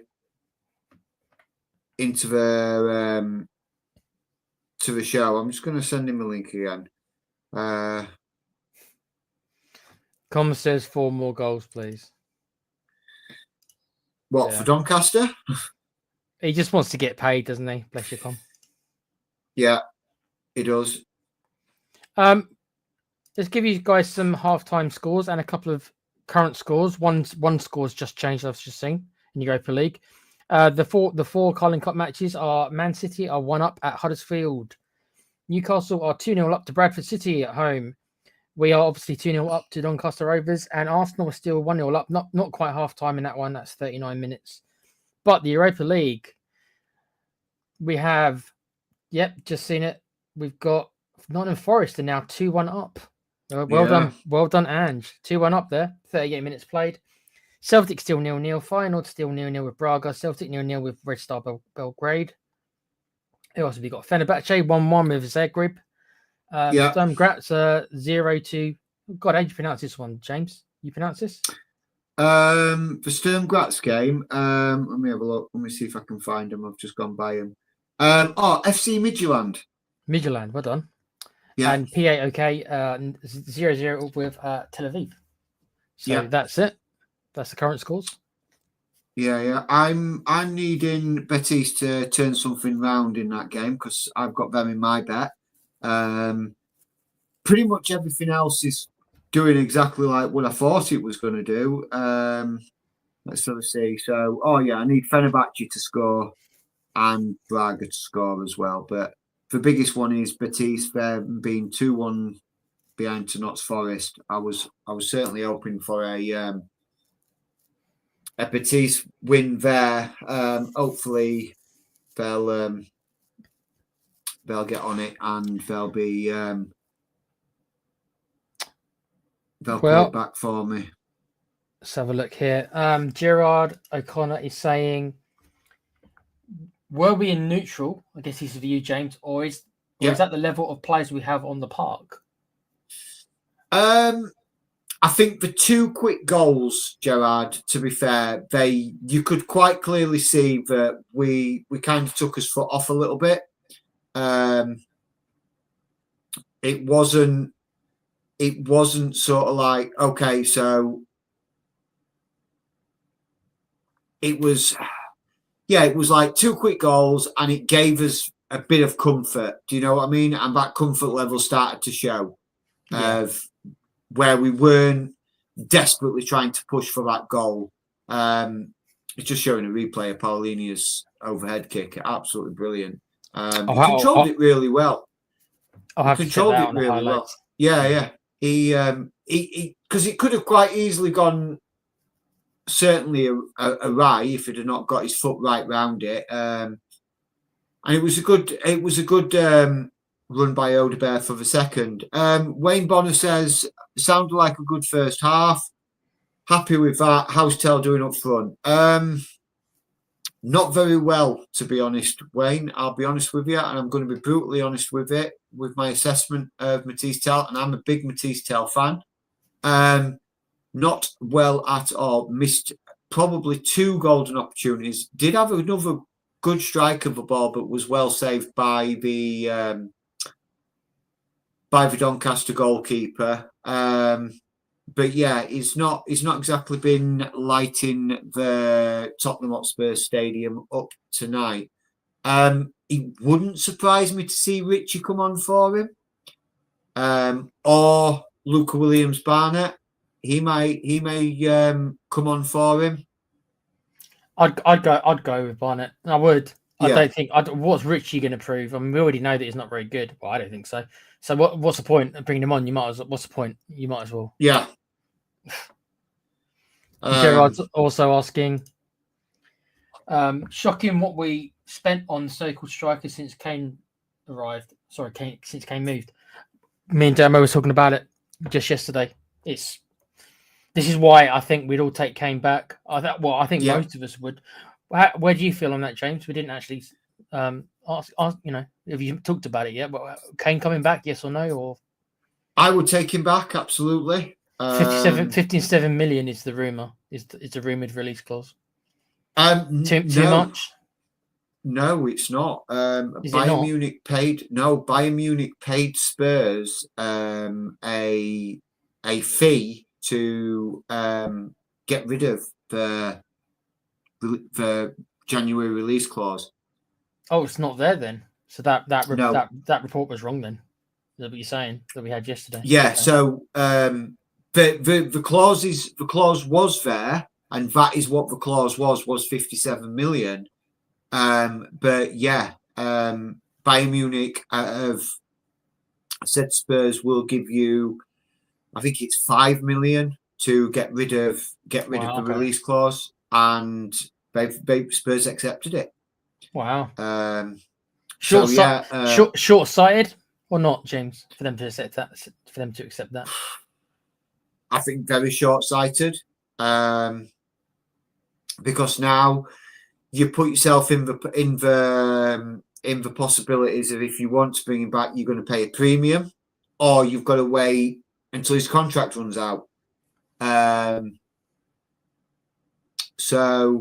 And I think Bayern Munich are going to keep Kane around until what's the young striker they've just signed? I do remember his name. I signed him in the summer, and I saw it happen, and I was like, "That's a good signing for them." Not Nicholas Jackson. You went not Nicholas Jackson. No. No, weren't Nicholas Jackson. But so not Nicholas Jackson, Wayne. But it's a youngster he's like 18, 19. We didn't pay like over the odds for him. I think it was only like 15, 20 million. I'm going to have to Google it now because it's going to thrash my head. Okay. Com's asking Lancashire on loan. What, to Donny? No, Will Lancashire is out on loan. Is Will Lancashire out on loan? Oh, is he asking? Is he out on loan? Yeah, he is, isn't he? Yeah. He wants to leave before Jan. They will on. Oh, right. Okay. So, Com, we a bit more information than what I've got. It says, I think there's a gentleman's agreement between Kane and Bayern that if he tells them he wants to leave before Jan, they will honour the 57 million asking price. He's not going to want to leave before Jan, is he? Why would he leave? No. They're probably. I think he'll. I think win the Bundesliga again, aren't they? Yeah, I think they. I think he'll stay this this summer. I think he will stay this summer, and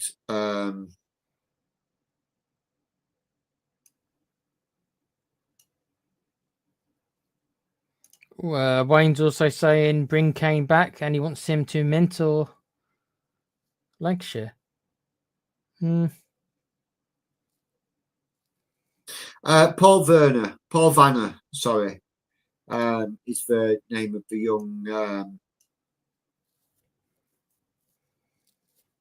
young kid who. No, not Paul Vanner. He went back on loan. Sorry, it's Jonah Kusi Asare.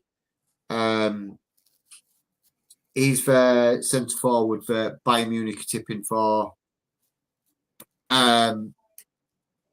big things. He's the next sort of big name who could be in the Bayern Munich shirt? Gerard saying, I think Richie is only getting game time so they can flock him in January, as it was rumoured, and couldn't wait to get rid of him in the summer, but as no one would expect no takers. So you think they're just doing it to keep his value up? Yeah, hasn't he got to perform well though in the game to keep his value up? But if he performs badly, it's just going to go the opposite way, isn't it? Yeah, I mean, there was interest in Richie. There's some Saudi clubs were interested. Rumoured I Everton were rumoured to be wanting him back, didn't they? Yeah, and also I want to say Fluminense in Brazil. Brazil, yeah. We're also looking at bringing him back, but yeah, what happens with Richarlison is anybody's guess. I mean, he started very well in the start of the season, and he's just done a typical Richarlison and gone completely off the boil. So yeah, I mean, it shouldn't really be a surprise to anyone, but I think some people, I don't know, when he played well for those 2 games at the start of the season, I think people were like, "Oh, he's going to be Richarlison's finally going to show his form." It's like, no, he does this every once in a blue moon. He'll have a good game. It's not that he's not capable of having a good game, but it's just once a season, yeah, twice a season. You know what I mean? Well, you could pretty much say like,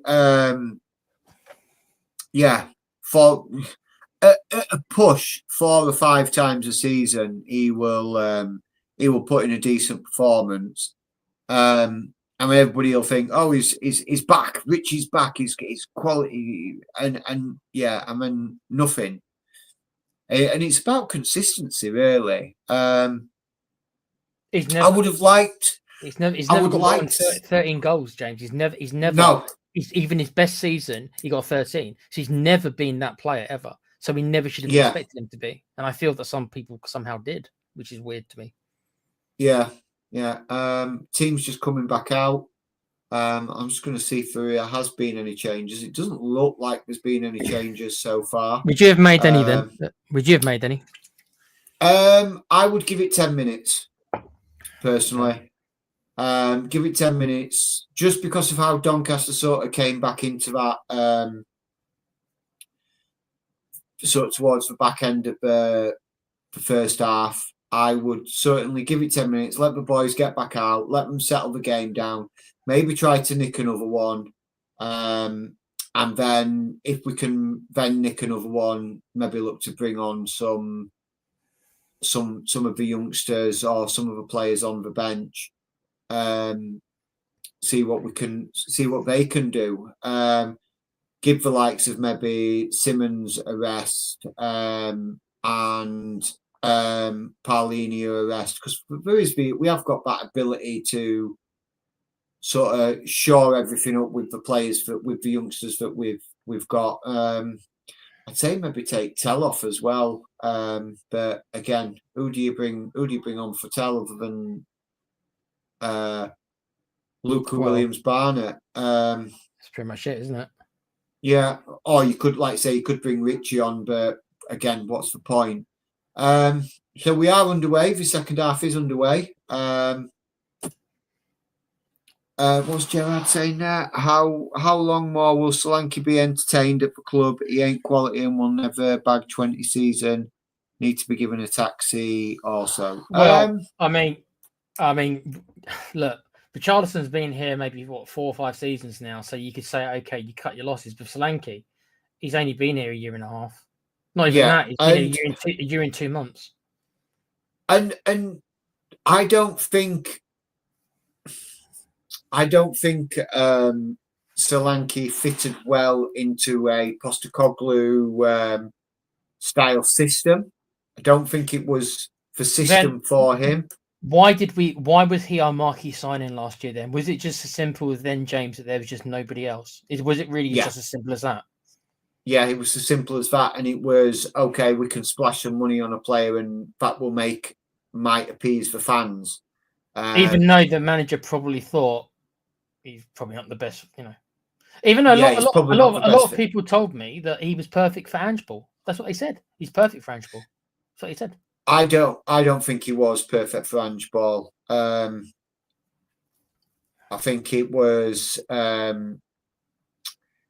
think he's perfect for Thomas Frank, and the way Thomas Frank sets up a team, and that. So, just watching this, Matisse Tell just went ploughing down the left-hand wing, and it was absolutely swiped out of the game by, I think it's Middleton. And to be honest, it should have been it should be a booking there. Was nowhere near the ball. Just took nothing but Matisse Tell's leg.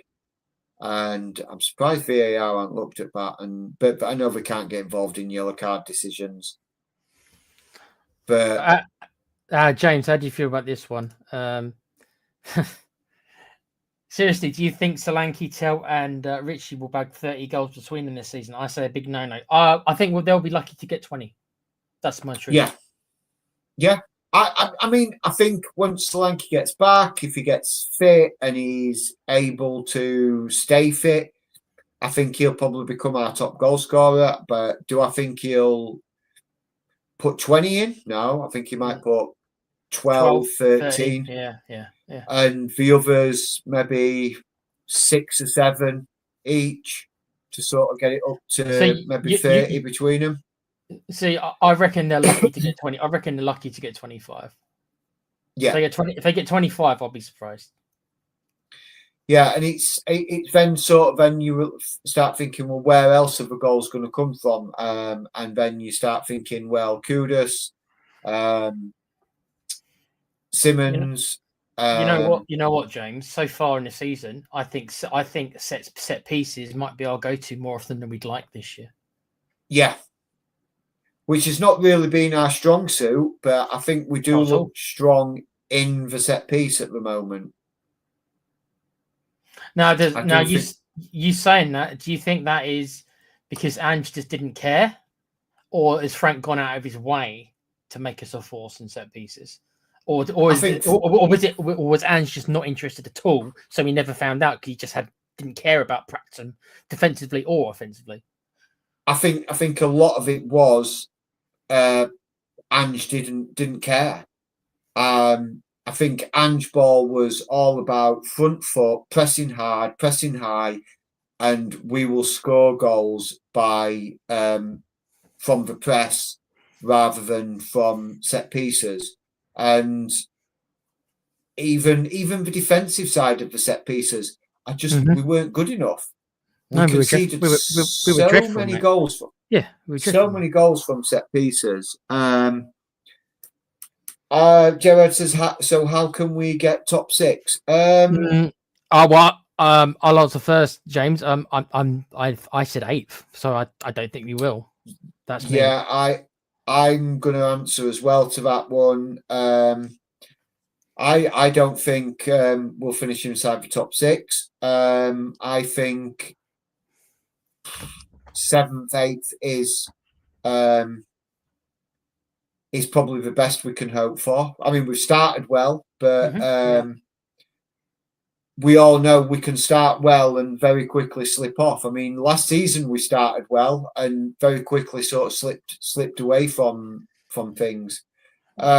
James, would you say it's the old, we've got an okay first 11, but we're going to be having 2 games a week now, and the squad will not be able to handle it, and the performances will drop? Do you think? Because that's what I think will happen. I think in certain games, yes, the squad cannot handle it. In regards to like 2 games a week. So yeah, I do think that we could suffer, and certainly as deeper we get into the season,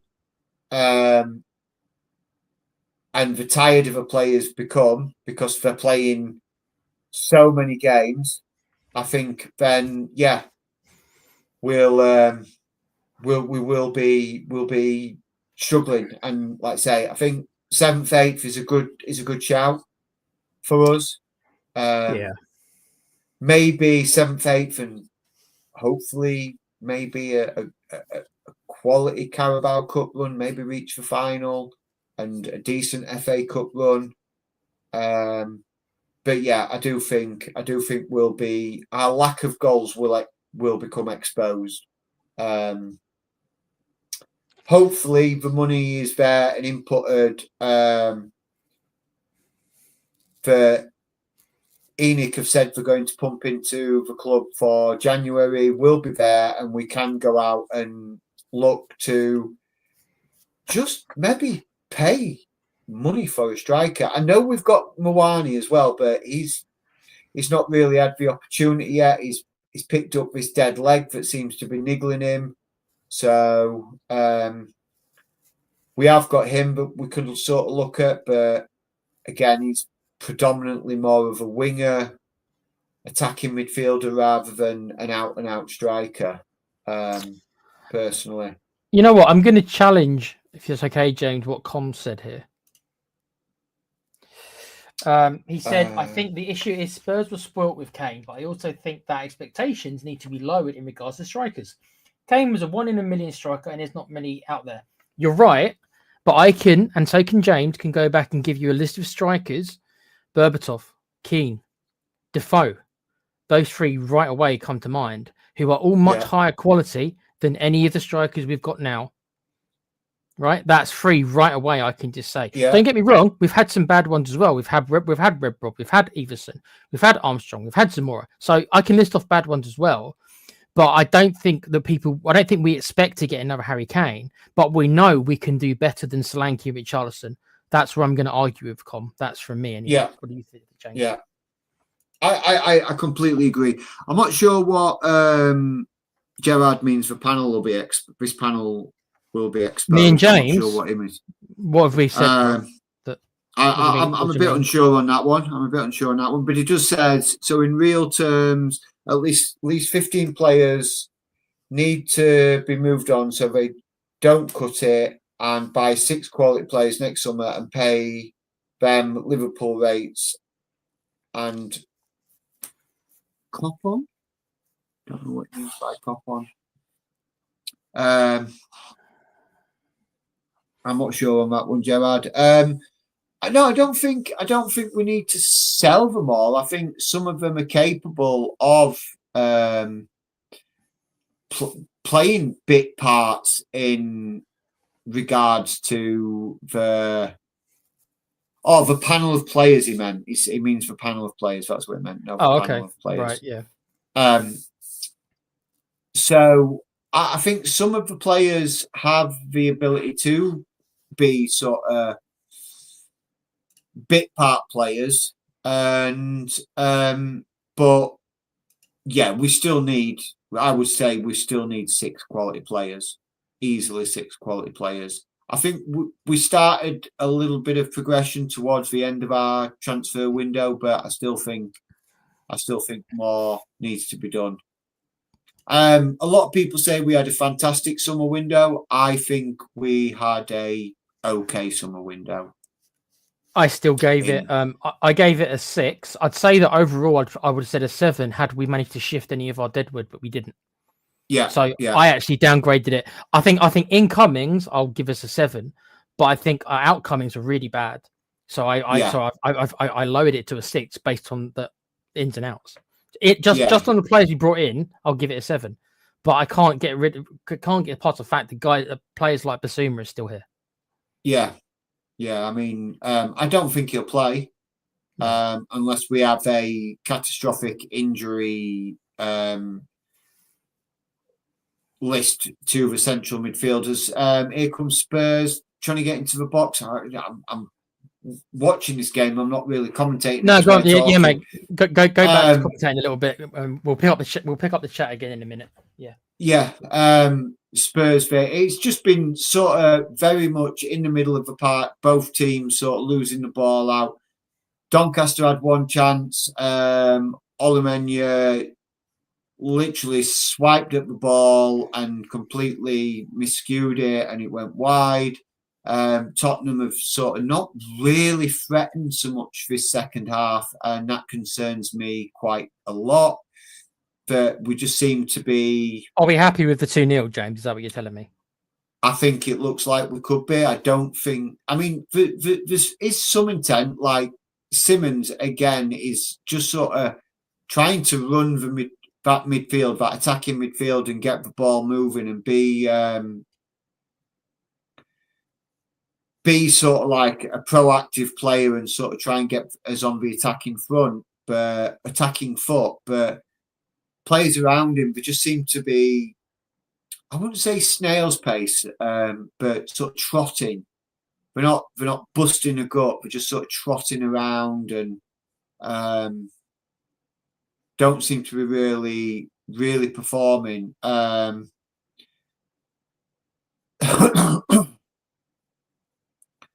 it's just a free kick here. Polo standing over the ball, deep in us into Doncaster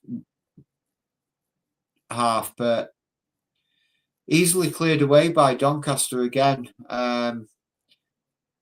Tell seems to have shifted more out to the wing, and Odebear seems to have come more central at the moment. It's like they keep swapping and changing. That's obviously a tactical by Frank. Then Frank obviously wants to get Tell more involved. So Odebear through the middle sounds. I mean, it wouldn't have been my first choice to put in the middle, but maybe then, as you said, maybe he wants to kind of try to just keep him guessing. I guess. Yeah. Yeah, it's we're getting some substitutions. It is Richarlison and Bergvall that look like they're just about to come on. So I think that could be maybe. I mean, if you take Xavi off, that would be a bit of a shame. So unless he's brought pushing Tell more out wide, so that's a weird one for me, James. I've got to be honest. Yeah. Don't ask me to question Frank. He knows obviously much more about football than I ever will. But it's a weird choice. Surely you'd want to rest Richie for the weekend. Yeah, he's really is our only fit striker. Yeah. Interesting. Yeah, let's see. I'll see what these actual substitutes. It's not actually happened yet, so I don't know exactly who's actually coming on and who's going off. It looks like we're just waiting for this throw in. Doncaster look like they're going to make a couple of changes as well. I don't know if they'll get them done before this throw in. It looks like not. It looks like Danso's going to launch it into the box again. Big throw in. Doncaster trying to clear it. It's up in the air. It's back out to Danso. And it's out for a goal kick. Danso's played well for me. He's been pretty solid at the back, and he's tried to influence the ball going forward. So here we go. So we have got Richie coming on for Odebear. And who's coming off? So that makes sense for Tell being pushed out wide. So to me, Tell's on the left. Tell's going to be on the left then, and Richie's going to be and it is Xavi Simons for Bergvall. So Simons has been sort of like one of the better players who's sort of been playing in the second half or in the entire game, really. So a bit disappointed. Simons does look a bit disappointed himself to be coming off. I think I'd rather save him for the weekend. Really, we should be able to hang on from here. I use the word "should," of course. So yeah. Johnson's been pretty much invisible this second half, I must say. Isn't that the norm for him? And then he'll pop. That's what he does there, and then he pop up with a goal, and then everyone will forget that he's done nothing for the rest of the game. That's what he does, isn't it? Yeah, pretty much, yeah. But yeah, he's sort of vanished. He had a couple of good runs in the first half, trying to get the ball across, trying to cross the ball, but he's sort of invisible this second half, just sort of drifts in and out of the game. Even the Doncaster players seem to just pass the ball around him quite easily. I mean, he just sort of trots about like just there. He could have busted a little bit of gut trying to make a tackle, but he didn't. He just sort of trotted about there, not really doing anything. I get this impression. I get this impression, James. Tell me if you think I'm wrong. I get this impression that Gerrard doesn't like Odeberg very much. Yeah, I'm starting to get that feeling myself. To be fair, I don't think. Look, I'm not writing him completely off. I just think he needs to be given a bit of time. What I would say to Gerrard, James, is that, and I'll ask you the same question as well. What were you expecting from him? He played one season in the Premiership. He's a young player. He did okay. Yeah. He's one of those highlight players, like normal. You go on YouTube, any player can look good, right? I didn't know that much about him, right? He was an underwhelming signing because I think we all expected a ready-made player, to which he's not. So what is? Yeah. Are we expecting him to be what? What are we expecting him to be? Better than he is, that's fair enough. But what were we expecting for? What was it, 25 million? Which isn't that's not even much anymore. Let's get realistic. No, it's not. And I think probably what most people were expecting him to be is for next Sonny. Well, and he was never going to be able to live up to that height of being the next Sonny. This is what I mean. What was that based upon? Why did anyone think that he was going to be? Did he really show that much potential in the Burnley side to where people thought, yeah, man, this guy's going to be a world beater?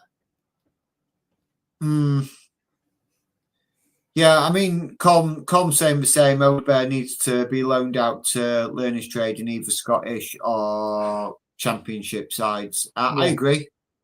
Even if it's and look, he did well for Burnley when he was playing for Burnley. I think Burnley could have him back and give him game time. But again, I do come back to the fact that he was injured quite a lot last season. He hasn't had the sort of the chance to sort of impress, and he was always going to be playing second fiddle to Sonny. I think they signed him for squad numbers, Gerrard. Ideally, I think it was squad numbers, and that's my personal opinion. I think we signed him last season, Gerrard, is because last season it was all about this youth recruitment, and whether we like it or not, I think Bergville's going to end up being the best of the bunch. Funny enough, he was the one we paid the least amount for. Yeah.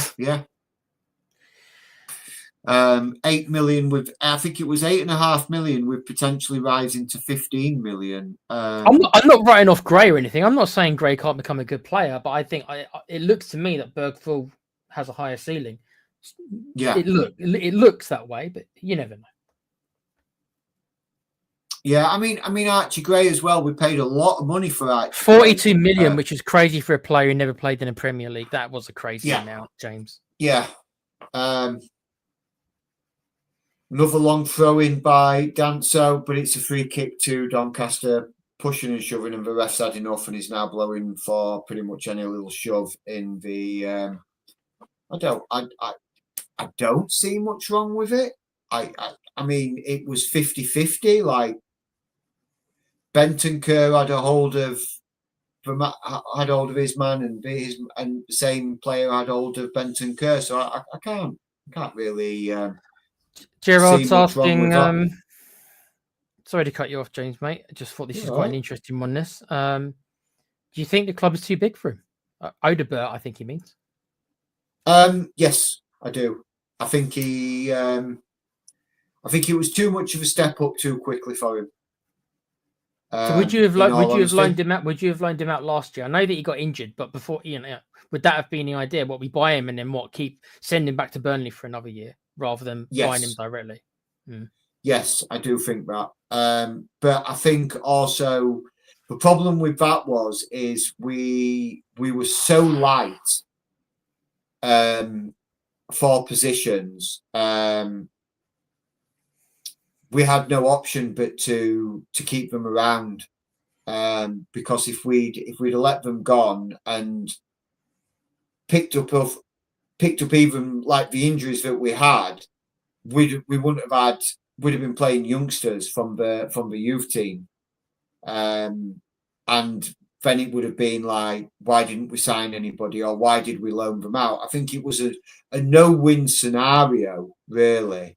That's a good ball. There's Johnson. Oh, Matisse Tell, you absolute dumpling. Has he missed another one? He's the ball. Johnson squared the ball. He's swung it with his right, and he's completely missed it again. That is two golden opportunities Matisse Tell's had to just put his foot through the ball, and he's swung at fresh air. I honestly do not know what is going on there with Matisse Tell. No one around him. Yeah, and he's just swung his foot at it, and Giant 68. His ball control is absolute diabolical tonight. We're the player who played for the France under-21s and scored them two brilliant goals. Is just doesn't show up in a white shirt. You have to honestly, seriously be questioning what we saw last year that convinced Spurs to say, yeah, all right, let's get him on a permanent. Because me and Dermo never understood why it wasn't another loan.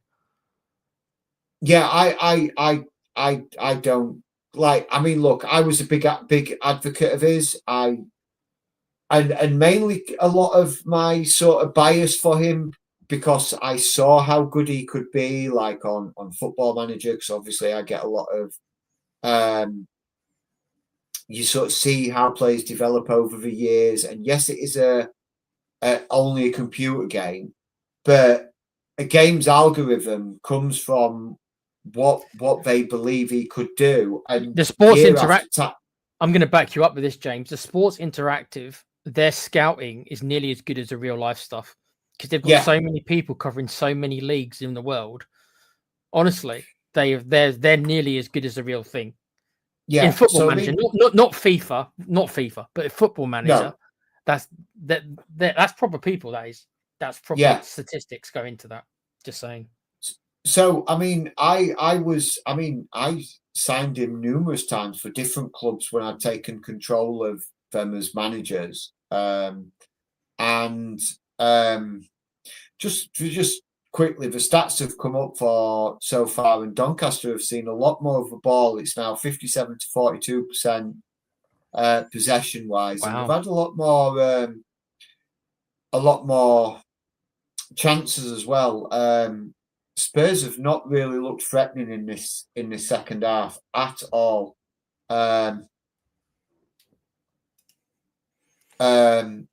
And it says, Gerard says, if Real Madrid, Barca, Juve sell anyone that young, they know they are dirt. Normally, yeah. Tell came through. It didn't come from Real Madrid. Munich, yes, but it didn't play for Barca or Juve. And I just don't think. I think Bayern Munich saw the potential that was there, signed him, and just he couldn't get into the team. Here come Doncaster, and that's well held by Kinski there. Quick update on the current scores. It is as you were, and all matches, no more new goals. City is still beating Huddersfield. Newcastle are still beating Bradford. We're still beating Doncaster, and Arsenal still 1-0 up at Port Vale. 73 minutes for all of them, other than the Arsenal match, which is at 59. So uneventful second halves across the board. Yeah, pretty much so. I still want Batiste to try and nick another one. I'm hoping they'll get an equaliser. That's still 2-1 to Forest. James. Yeah, unfortunately so. Which will be a good result for Ange. And I've said what I think about him in the league, but I said he's pretty good at cups. And once again, he seems to be all right at the cups. Yeah, I mean, I'm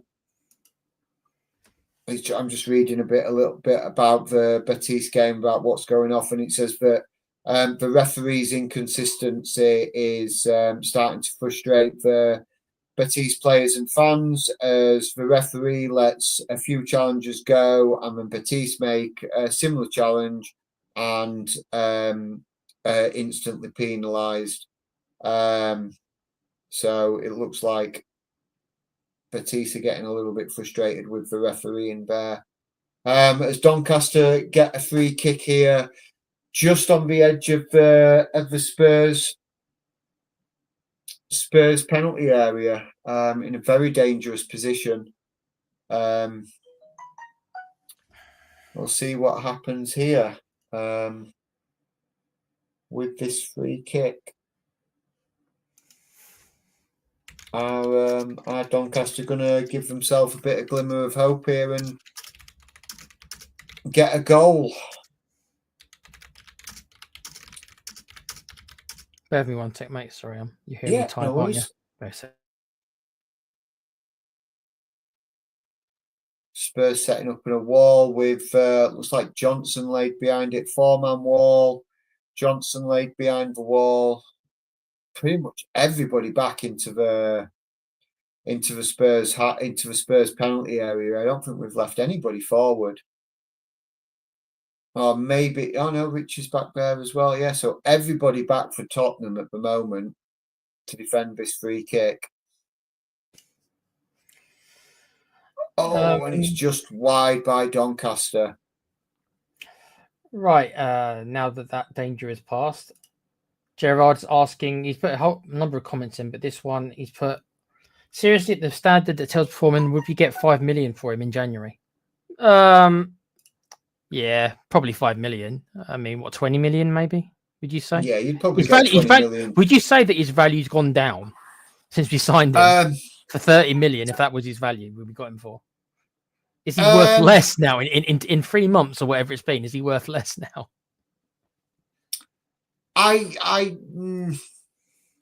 Yeah, probably slightly less. I'd probably say sort of 25 to 30 at best. Just some more substitutions going on now. I think it looks like Destiny Dog is coming on. So that looks like Jed Spence. He's not really influenced the game that much for second half. Nothing really from Spurs. Nobody really from Spurs has influenced the game. The second half, it has been very much sort of a little bit in the middle of the park, not much going off, which is why the sort of commentary sort of drifted away a little bit. Yeah. So I do apologise to that, guys, but it's not really been it's my fault. It's my fault a little bit, James, because I can't get the game, so it's just I'm distracting you a bit, mate. Just thought I'd keep you company. No, you're fine. You're fine. You're absolutely fine. So Jed Spence makes way for Destiny Udogie. Spencer's got a bit of a smile on his face as he walks around the pitch, and Udogie comes on. Has he had much to do? Has Spencer had much to do tonight, though? He's not really. No, he's not sort of had a massive defensive duty. That he's sort of done. I suppose probably the one player that sort of I've been impressed with since, pretty much all game, really. And Archie Gray. Archie Gray's had a pretty solid game. Not done anything outstanding, but just been solid in that centre midfield with Bentancur. He's been there or thereabouts, picking up the interceptions, picking up loose balls. So I have been quite impressed with Archie Gray this second half. He's been very disciplined as well, sort of not making rash decisions, not diving into rash challenges. As Richie picks up a loose ball and Johnson picks it up, and that's a poor, slow pass to Bergvall, and he has to check back to pick it up.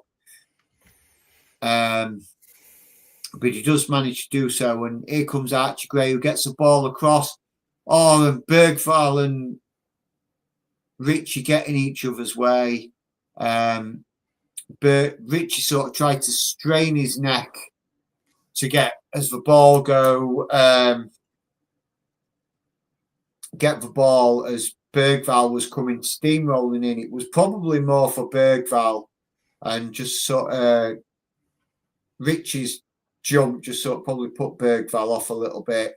How the hell is Scarlett getting a pension at the club? I mean, it's true. He's the player who just never seems to leave. Is he? He's been there such a long time, and we never seem to know what to do with him. He goes on loan. He never does that well. He comes back. He'll score a goal. So people will say we need to give him a chance. We give him a chance. He generally doesn't perform well, but then we still keep him anyway for the next season. Yeah, rinse and repeat. Yeah. I mean, I think he's been with us for about 8 years. He has. He's been around.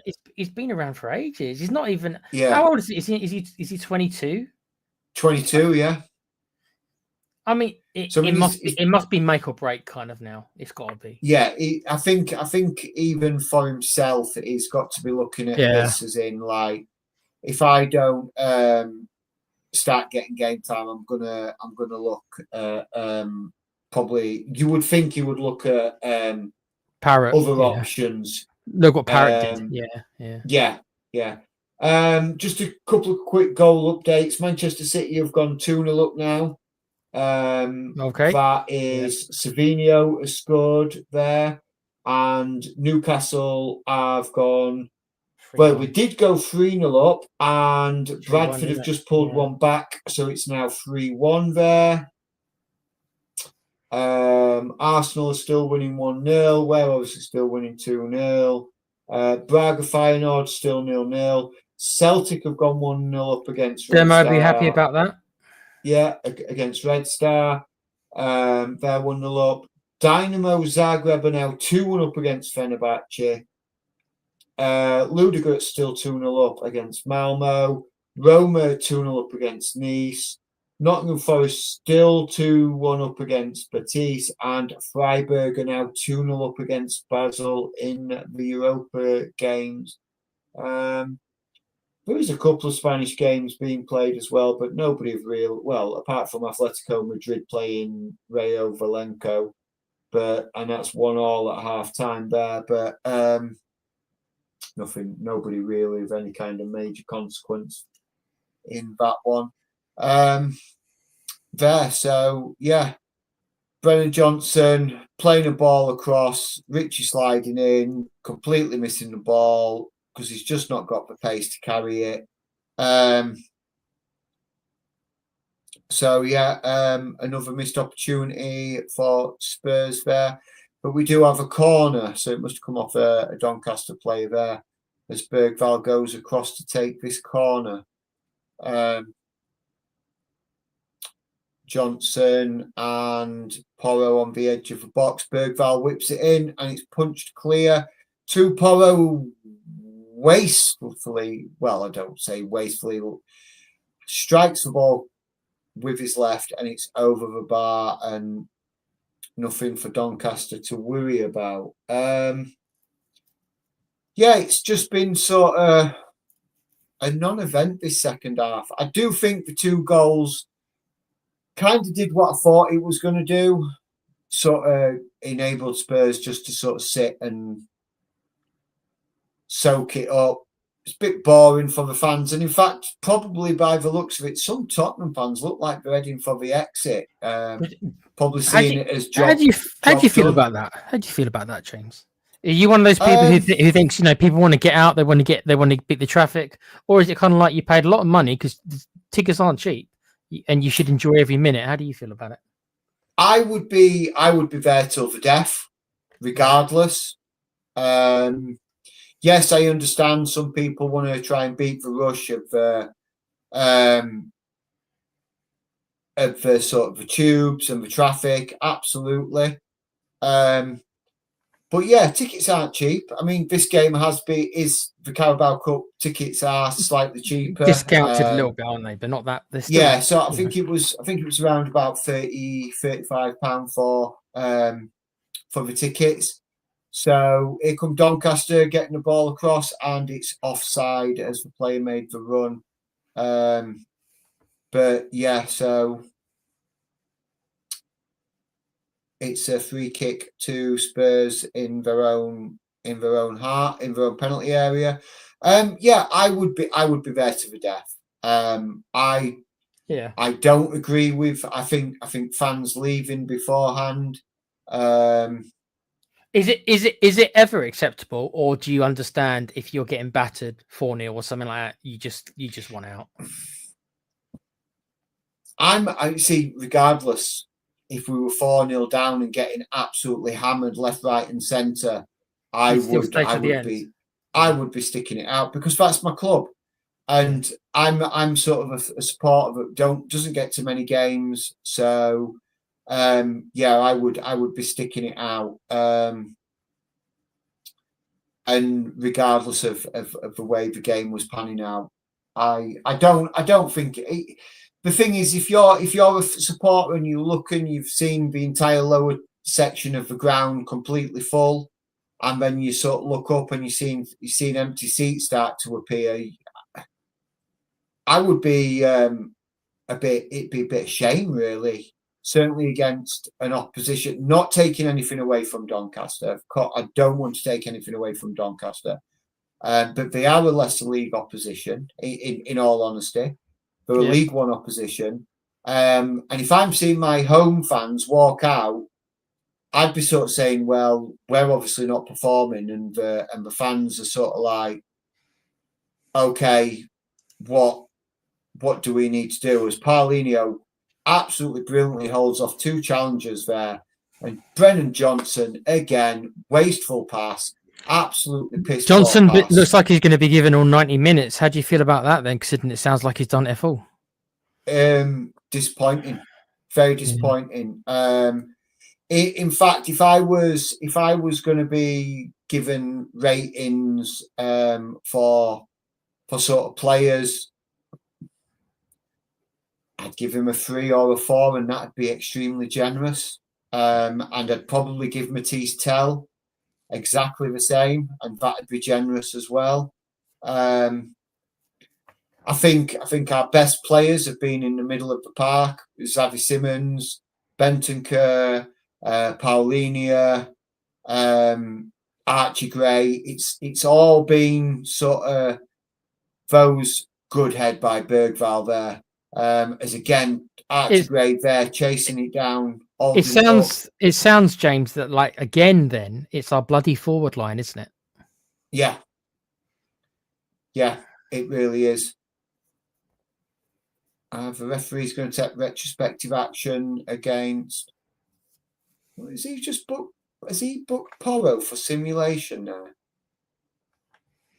I'm not sure if he's booked Porro for simulation or he's brought it back for instant. No, he's booked Porro for simulation. That's I mean, there wasn't much in it. There was contact, but there wasn't much in it. Doncaster try a long ball and it just runs through to Kinski. About 5 minutes left. We're in the 85th minute now. But yeah, been a disappointing second half. And it is, I agree, Tequila, yeah, our forward line. I think you put Kudos on the pitch. Yeah, Kudos is a different one. Yeah. Matisse Tell caught offside, free kick to Doncaster. I mean, I would class Simons as also part of the forward line, and it sounds like he did okay. Yes, he did. But that's kind of what I figured. I figured like Kudos and Simons are the only ones who can do anything of our forward line, and I stick to that feeling. Without them on the pitch, we got nothing forward wise. Yeah. I believe Matisse Tell is coming off, and it looks like young Luca Barnett. Yeah, Williams Barnett coming on. Would you give him in longer, or do you think like 5 minutes is enough even for him to do anything? I think I would have given him longer. I think probably bringing him on when he brought Bergvall on would have probably been better. Tell's done nothing the second half, and I think Thomas Frank has been very generous, giving him 80, 85, 86 minutes. Gerard asks this, James. I'll have a look for you now, Gerard, because I'm not sure of that myself. I'll have a look if it's tonight or tomorrow. I don't know. Believe it is after the game. I believe it is after the Arsenal game. When all the games are finished. Yeah. I believe it is after I'll have a the little Arsenal game. There's been another goal in the Newcastle-Bradford game. It's now 4-1 to Newcastle, so Newcastle look like they're safely through. Red Star Belgrade have equalised against Celtic, so that's not good news for Dermo in that game. Nope. Everything else is just as it was, really. No other updates. Arsenal still leading 1-0 by that 8-minute Eze goal. Yes, the draw is tonight. Yes, so the draw is tonight, as you said. Yeah. Arsenal looks like Port Vale have been getting sort of bit better of Arsenal, and by the commentary on it, and that Arteta has brought on some of his big guns to try and close out that match. I mean, at 1-0, it just takes a moment of madness and a moment of magic from Port Vale, and that game's all to play for again, and could potentially end up at penalties because there's no extra time anymore, is there? It's straight to penalties now. So yeah, we're in the 88th minute. Man of the match then coming in.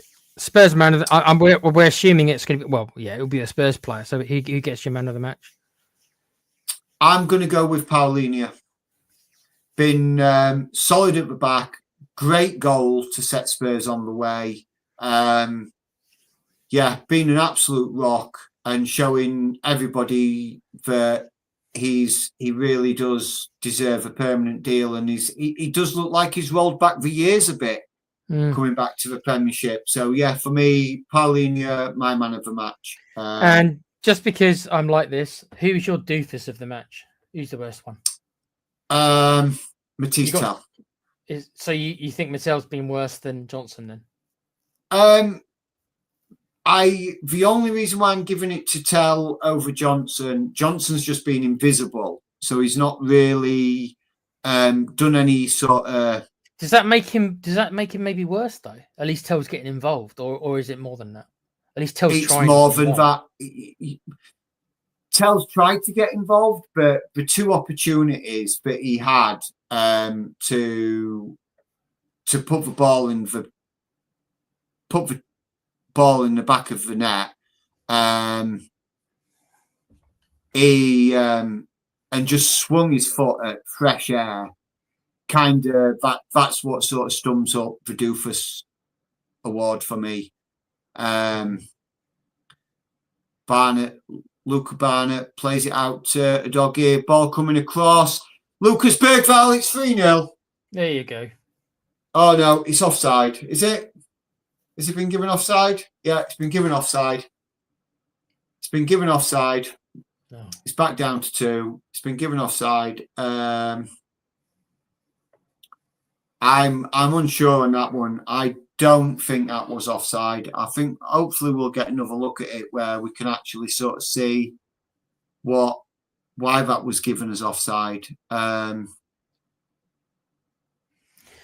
Gerard suggesting it was Johnson who went to play the ball, but I think he sort of flicked up off Johnson. Bounced off his foot, and Bergvall was there to tap it in, but Johnson was in an offside position when he flicked it up. So Gerard's asking about Odegaard. Should he be part of the conversation for the worst player of? No, because I think Odegaard gets sort of excluded from that from me. Yes, he didn't have the great game. but he at least was running at the defence and put the pressure on. Good ball into force the own goal for Spurs' second. So that is the only thing that takes him out of it for me. I would definitely give it to Tell and Johnson getting the silver. Com says man of the match for Donny, Owen Bailey. Yeah, Bailey's had a decent game. Is that your man of the match for the whole match, Com? Or you mean just on? He means just on the Donny side, right? I think he's just meaning on the Donny side. Or is he trolling because he's got a little laugh at the end? Oh, we don't know. Yeah, it might become just doing his usual trolling malarkey. Here come Doncaster again, though, now trying to maybe salvage something, and in the last 2 minutes, but it's lashed wildly over. And it's a goal kick to Spurs. Well, update on the score. Newcastle have now gone 4-1 up. So they've battered Bradford, I'm afraid, for you Bradford fans. Scores are the same other than that. Yeah. City 90 minutes and plus for all of them, other than the Arsenal game, which is 80 minutes. And the European games because they all kicked off at 8 o'clock, didn't they, as well? Any updates on European games? Braga have gone 1-0 up against Feyenoord. I don't know if that was. Yeah, Braga have just gone 1-0 up against Feyenoord. Nice have got one back to Roma, but it's still 2-1 to Roma. Yeah. And it's still pretty much, everything as it was, really. Angie's good run in Europe in this. Well, Angie's run in Europa League continues to be good. It looks like Forest might pull it off. 78 minutes. Yeah. So the commentary team on Paramount Plus that I'm watching, they've actually just given the man of the match award to Paulinho as well. Yeah. So me and them on the same page with regards to who got the man of the match. Oh my God. Brennan Johnson threw on goal. Here he comes. Yeah, there it is. Brennan Johnson goal. We knew it was coming because he's played absolutely shit. We said it earlier on that he'll do nothing, then he'll get a goal. And everyone will just forget it. Yeah, Brennan Johnson just played through, and he bags in a goal. And but is that not? This is it. Because he keeps doing this, Frank's going to keep, just like Ange did. We're going to keep playing him because he will get you a goal. Yeah. So what do you do about him? You can't really you can't take him out really because it's like, well, let's just see how it goes. Bergvall picks it up, loose pass from Doncaster. Bergvall puts it up, plays through a beautifully weighted pass. That's how you lay a pass on Johnson, and he just lifts it over the goalkeeper. I mean, the goalkeeper got a touch to it. Johnson was lucky, really. He did get a touch to it, the goalkeeper, but lifted it over the goalkeeper, 3-0. And the Cheshire Cat smile is back out. Cheshire Cat smile. Yeah, that's what he looks like. He looks like he does. Yeah. And that's it. That's full time. Full-time whistle's been blown. Johnson's goal, pretty much the last kick of the game. Com's bet of over 5.5 goals. Sorry, Com. Falls on itself. One of my earphones is dying, which is not great. But yeah, so 3-0 to Tottenham. Spurs go marching on to the next round of the Carabao Cup. And we will just wait and see who we get in the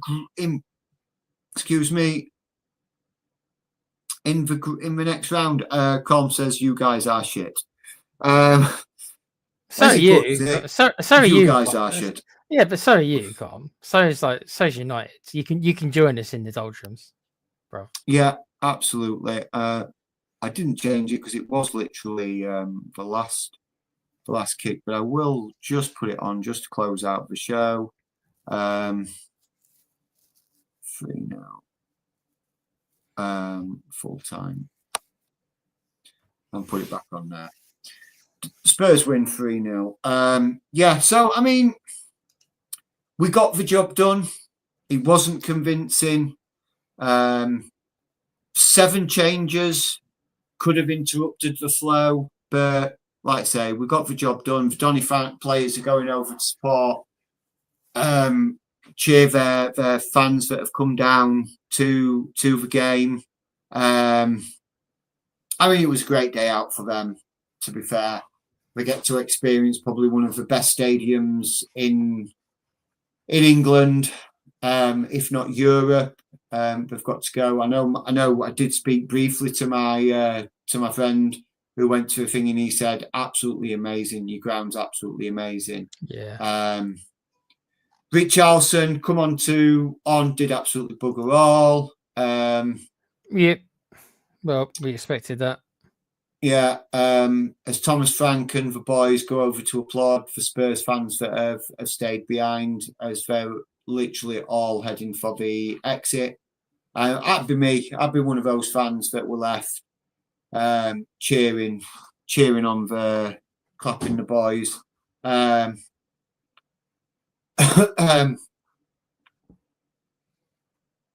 the chat just lights up a little bit. What's thingy? Richard was just given a Donny jersey. That's the jersey he'll be wearing next season. Colm says, "Nah, Chamu, you can keep him. You sure Colm could be a good fit for the bench for Donny?" Colm and Doncaster have let us down, but not accepting to take Tell off us. His moustache is very sus too. Yeah, he does have a sus moustache. Or just on behalf of football in general, Colm. Yeah, so the stats are, as the game ends, 54% of the possession to Spurs. Doncaster played really well. Sort of one more aerial thingies. Good good passing accuracy by Doncaster. 80%, 83 for Spurs. Yeah, a bit disappointing with some of the stats. Really, it sort of paints the picture that we very much sort of 18 shots, 5 on target, 10 for Doncaster, only 2 on target, 3 clear-cut chances, 1 for Doncaster. It sort of shows that we really did take our foot off the gas. We didn't have to do any more. We didn't have to get out of second gear, though, did we? That's the thing. We didn't have to. And I think Frank and the players probably suspected that. They knew that he didn't have to. So yeah. Yeah, so like I say, it's just showing some of Tell's absolute blunder misses, really there, and the chances that he had that he could have quite easily. I mean, Tell puts them away. You're talking 5-0. Bergval's disallowed goal. It would have been 6 if Johnson had not touched it. But yeah, I mean, it could have been more. Giant 68. Giant 68. It like pretty much like me wanting Batiste to grab an equaliser. I want him to equalise and go on to win it. That's I've got Batiste to win. It's in my bet. So Arsenal have gone 2 up. If anyone cares, Arsenal have gone 2 up, so they will be in the next round as well, which we thought they would anyway. But yeah. Com apparently thinks that we've disrespected Donny. Is that what you're saying, Com? Then you beat what's in front of you, bruv. That's the way it's always been. I don't think we disrespected Doncaster. I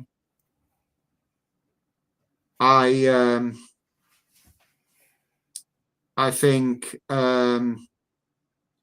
Doncaster gave a very good account of themselves. But I think the two early goals just sort of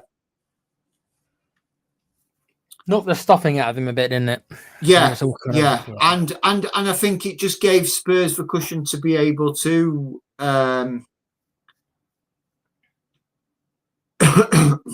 yeah, I agree though, Cole. I 100% agree with this. You should play 100% for 90 minutes, regardless of who you're playing. Absolutely, you should do. But when if it's not required though, if with all due respect to Doncaster, if the opposing team are not making you race that level, then you're going to kind of keep it in reserve. Now, if they would have gotten a goal back, I would like to have believed the Spurs would have then shifted gears again. Yeah, I would like to have believed that, but because it was 2-0, not the one goal. Most teams do it, Com.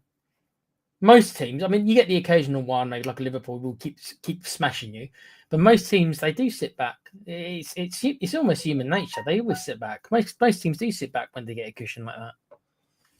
Yeah, just to preserve energy as well. And it could be managers' instructions. He could have been like, "We got a game in a couple of days. We ain't got to push it, have we?" So yeah. And certainly some of the players who were on the pitch probably going to be fighting for or wanting to be part of that game. Paulinia, Udogie. You'll be happy, James. Apparently, Betters have got a goal. I'm just waiting for confirmation. I'm on Bet365 and they don't seem to say it's a goal yet. I might be wrong. I don't know where Chamu gets his updates from, but I would definitely like to see it. I might be able to. Maybe they're checking it. I should be able to find that game and just sort of watch the last 5 minutes of it. To be fair. It's on the BBC. Yeah, they are. Betis have got an equaliser. Okay. I'm going to stick with this actually for the last 5 minutes. But it's on BBC. Oh yeah. Yeah. So I'll wind this down for tonight, guys. Thank you very much for all of you that tuned in. I know we were all hoping for a bigger scoreline, but it is what it is. We are into the next round of the Carabao Cup. We will Dermo will be back tomorrow. It'll be business as usual with Dermo tomorrow. And we'll be bringing that up, and I may be able to get on tomorrow. I haven't got any plans, so I may be able to get on the show tomorrow. Good goal actually from Betis. To be fair, just shown the replay of the equaliser. They got Anthony playing for them, haven't they? Yes, they have. He went to base, didn't they? There you go, Com. Yeah, look, Anthony scored the equaliser actually. As soon as he leaves United, he becomes good again. Yeah. So there's still a sniff of a chance, but my bet might come in. I literally need Betis to get another one, and then I'll be 53 quid better off. Everybody else is winning. There's only a £2 bet as well. I mean, I'll go through my bet. I had Arsenal to beat Port Vale, Man City to beat Huddersfield, Spurs to beat Donny, Betis to beat Nottingham Forest, Freiburg to beat Basel, Dynamo Zagreb to beat Fenerbahce, and Braga to beat Feyenoord. And the only one that's let me down is Real Betis versus Nottingham Forest.